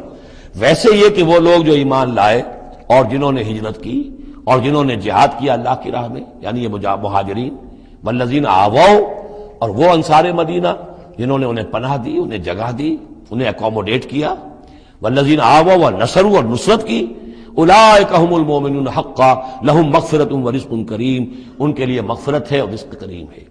تو مومن حقیقی کی تعریف یہاں پر جو آئی ہے دو حصوں میں بٹ کر، وہ میں چاہتا ہوں کہ پھر اچھے طریقے سے آپ سمجھ لیں، انتہائی اہم بات ہے یہ۔ ایک مسلمان کے لیے بنی الاسلام علی خمس، 5 چیزیں ہیں، کلمہ شہادت، نماز، روزہ، حج، زکوٰۃ۔ لیکن حقیقی مومن ہونے کے لیے 2 چیزیں اور بڑھیں گی، صرف شہادت نہیں، یقین قلبی، اور نماز، روزہ، حج، زکوٰۃ کے ساتھ جہاد فی سبیل اللہ۔ گویا کہ 7 چیزیں ہوں گی، 7 شرطیں پوری ہوں گی تو ایک شخص بندہ مومن کہلائے گا۔ یہ تعریف ہے کہ جو سورہ الحجرات کی آیت نمبر 14-15 میں آئی، وہاں پہلے فرمایا قالت الاعراب آمنا قل لم تؤمنوا ولکن قولوا اسلمنا ولما يدخل الايمان في قلوبكم۔ یہ بدو کہہ رہے ہیں ہم ایمان لے آئے، اے نبی ان سے کہہ دیجئے تم ایمان نہیں لائے ہو، بلکہ یوں کہو کہ ہم مسلمان ہو گئے، ہم نے اطاعت قبول کر لی ہے، ابھی تک ایمان تمہارے دلوں میں داخل نہیں ہوا۔ اب اگلی آیت میں پھر اسی سیاق کے اندر اگلی آیت میں مومن کون ہے؟ انما المؤمنون الذين آمنوا بالله ورسوله ثم لم يرتابوا۔ مومن تو وہ ہیں جو ایمان لائیں اللہ پر، اس کے رسول پر، پھر شک نہ باقی رہے، یقین بن جائے۔ اور دوسرے وجاہدوا باموالہم وانفسہم فی سبیل اللہ، اور وہ جہاد کریں اللہ کی راہ میں اپنی جانوں اور مالوں کے ساتھ، اولئک هم الصادقون، صرف وہ سچے ہیں۔ اس کو میں نے پرکار سے تشبیہ دی تھی۔ اب اگر وہ دل میں یقین ہے تو اس کی کیا کیفیات پیدا ہو جائیں گی؟ دلی یقین کی کیفیات وہ شروع میں آ گئی ہیں۔ انما المؤمنون الذین اذا ذکر اللہ وجلت قلوبہم، اہل ایمان تو وہ ہیں حقیقت میں کہ جب اللہ کی یاد کرتے ہیں، اللہ کا ذکر ہوتا ہے، ان کے دل لرز اٹھتے ہیں۔ وَإِذَا تُلِيَتْ عَلَيْهِمْ آيَاتُهُ زَادَتْهُمْ ایمانا، جب ان کو اللہ کی آیات پڑھ کر سنائی جاتی ہیں ان کے ایمان میں اضافہ ہوتا ہے۔ وَعَلَىٰ رَبِّهِمْ يَتَوَكَّلُونَ، ان کا توکل، ان کا بھروسہ کل کا کل اللہ کی ذات پر ہے۔ الذین یقیمون الصلاۃ ومما رزقناہم ينفقون، اور وہ لوگ جو نماز قائم کرتے ہیں اور انفاق کرتے ہیں اللہ کی راہ میں اس میں سے جو ہم نے دیا۔ اولئک هم المؤمنون حقا، یہ ہے سچے مومن، پکے مومن۔ لیکن یہ مومن کی شخصیت کی تصویر کا ایک رخ ہے۔ بدقسمتی سے ہمارے ہاں یہ 2 رخ علیحدہ ہو گئے۔ معاملہ یہ ہے کہ یہ ورق، اس ورق کا ایک صفحہ یہ ہے، ایک صفحہ یہ ہے، یہ انسیپریبل ہے، صفحات کو جدا نہیں کر سکتے آپ، ورق ایک ہے، اس کا ایک رخ یہ ہے صفحہ، ایک رخ یہ ہے صفحہ۔ مومن کی شخصیت کا ایک صفحہ، اس کی تصویر کا ایک رخ یہ ہے، دل میں یقین ہے، اللہ کی یاد کرتا ہے، دل لرزتا ہے، آیات قرآنی پڑھتا ہے یا سنتا ہے، دل میں ایمان بڑھتا ہے، ہر معاملے میں توکل، اس کا بھروسہ اللہ کی ذات پر ہے، نماز قائم کیے ہوئے ہے، زکوٰۃ ادا کرتا ہے، اللہ کی راہ میں خرچ کرتا ہے، یہ شخصیت کا ایک رخ ہو گیا، اولئک هم المؤمنون حقا۔ لیکن یہ ایک رخ ہے، اور دوسرا رخ کیا ہے؟ وہ ہم والذین آمنوا وہاجروا وجاہدوا فی سبیل اللہ والذین آووا ونصروا اولئک هم المؤمنون حقا۔ اور وہ لوگ جو ایمان لائے، جنہوں نے ہجرت کی، جنہوں نے جہاد کیا اللہ کی راہ میں، اور وہ لوگ جنہوں نے انہیں جگہ دی، پناہ دی اور ان کی مدد کی، یہ ہیں مومن سچے۔ تو تصویر کے ان دونوں رخوں کو جوڑیے، یہ ہے اصل میں جو آج کی ضرورت ہے۔ صحابہ کرام کی شخصیتوں میں یہ دونوں رخ تھے۔ جیسے سوال آیا ہمارے ہاں، اڑائے کچھ ورق لالے نے، کچھ نرگس نے، کچھ گل نے، چمن میں ہر طرف بکھری ہوئی ہے داستاں میری، دین کے حصے بکھرے ہو گئے، کوئی حلقے ذکر کے ہیں تو ان کو جہاد وغیرہ سے کوئی غرض نہیں، کوئی جہادی تحریکیں ہیں تو ان کے اندر جو ہے وہ دوسری کیفیات نہیں۔ اس طرح کے معاملات جو ہے تقسیم ہو چکے ہیں۔ جب تک کہ یہ مکمل شخصیتیں وجود میں نہیں آئیں گی، یہ ظاہر بات ہے صحابہ کی کمیت کے اعتبار سے تو وہاں تک نہیں پہنچ سکتے، لیکن ان کا عکس تو ہو، اس طرح کی کیفیت متوازن طریقے پر۔ اگر 25% ادھر ہے 25% ادھر بھی ہو، 10% ادھر ہے 10% ادھر بھی ہو، لیکن ایک ہی طرف 70% ہو جائے، دوسری طرف 0 ہو، وہ معاملہ گڑبڑ ہے۔ یہ دونوں جو رخ ہے شخصیت کے، ان کو جمع کرنے کی ضرورت ہے۔ اولئک هم المؤمنون حقا لهم مغفرۃ ورزق کریم، ان کے لیے مغفرت ہے اور رزق کریم ہے۔ اللہم ربنا اجعلنا منہم، اللہم ربنا اجعلنا منہم والذین آمنوا من بعد وہاجروا وجاہدوا، اور جو لوگ بعد میں ایمان لائے یا لائیں گے اور ہجرت کریں، جہاد کریں، وجاہدوا معکم، تمہارے ساتھ ہو کر جہاد کریں، فاولئک منکم، تو اے مسلمانوں وہ تم ہی میں سے ہیں، تمہاری جماعت، تمہاری امت حزب اللہ کے حصے ہوں گے۔ وَأُولُو الْأَرْحَامِ بَعْضُهُمْ أَوْلَىٰ بِبَعْضٍ فِي کتاب اللہ، البتہ اللہ کا جو قانون ہے، جو شریعت ہے، مثلا جو وراثت کا معاملہ ہے، اس کا تعلق جو اولو الارحام کے ساتھ ہے۔ یہ جو بھائی چارہ تھا اس کے بنا پر وراثت نہیں ہے، وراثت ہوگی وہی جو رحمی رشتے ہیں جن کے بنا پر کہ وراثت کا قانون بنا دیا گیا۔ اولو الارحام بعضهم اولیٰ ببعض فی کتاب اللہ، اللہ کی شریعت کے ضابطے کے قانون میں بہرحال جو رحمی رشتے ہیں وہ یقیناً مقدم ہیں۔ ان اللہ بکل شیء علیم، یقیناً اللہ تعالی ہر چیز کا علم رکھتا ہے۔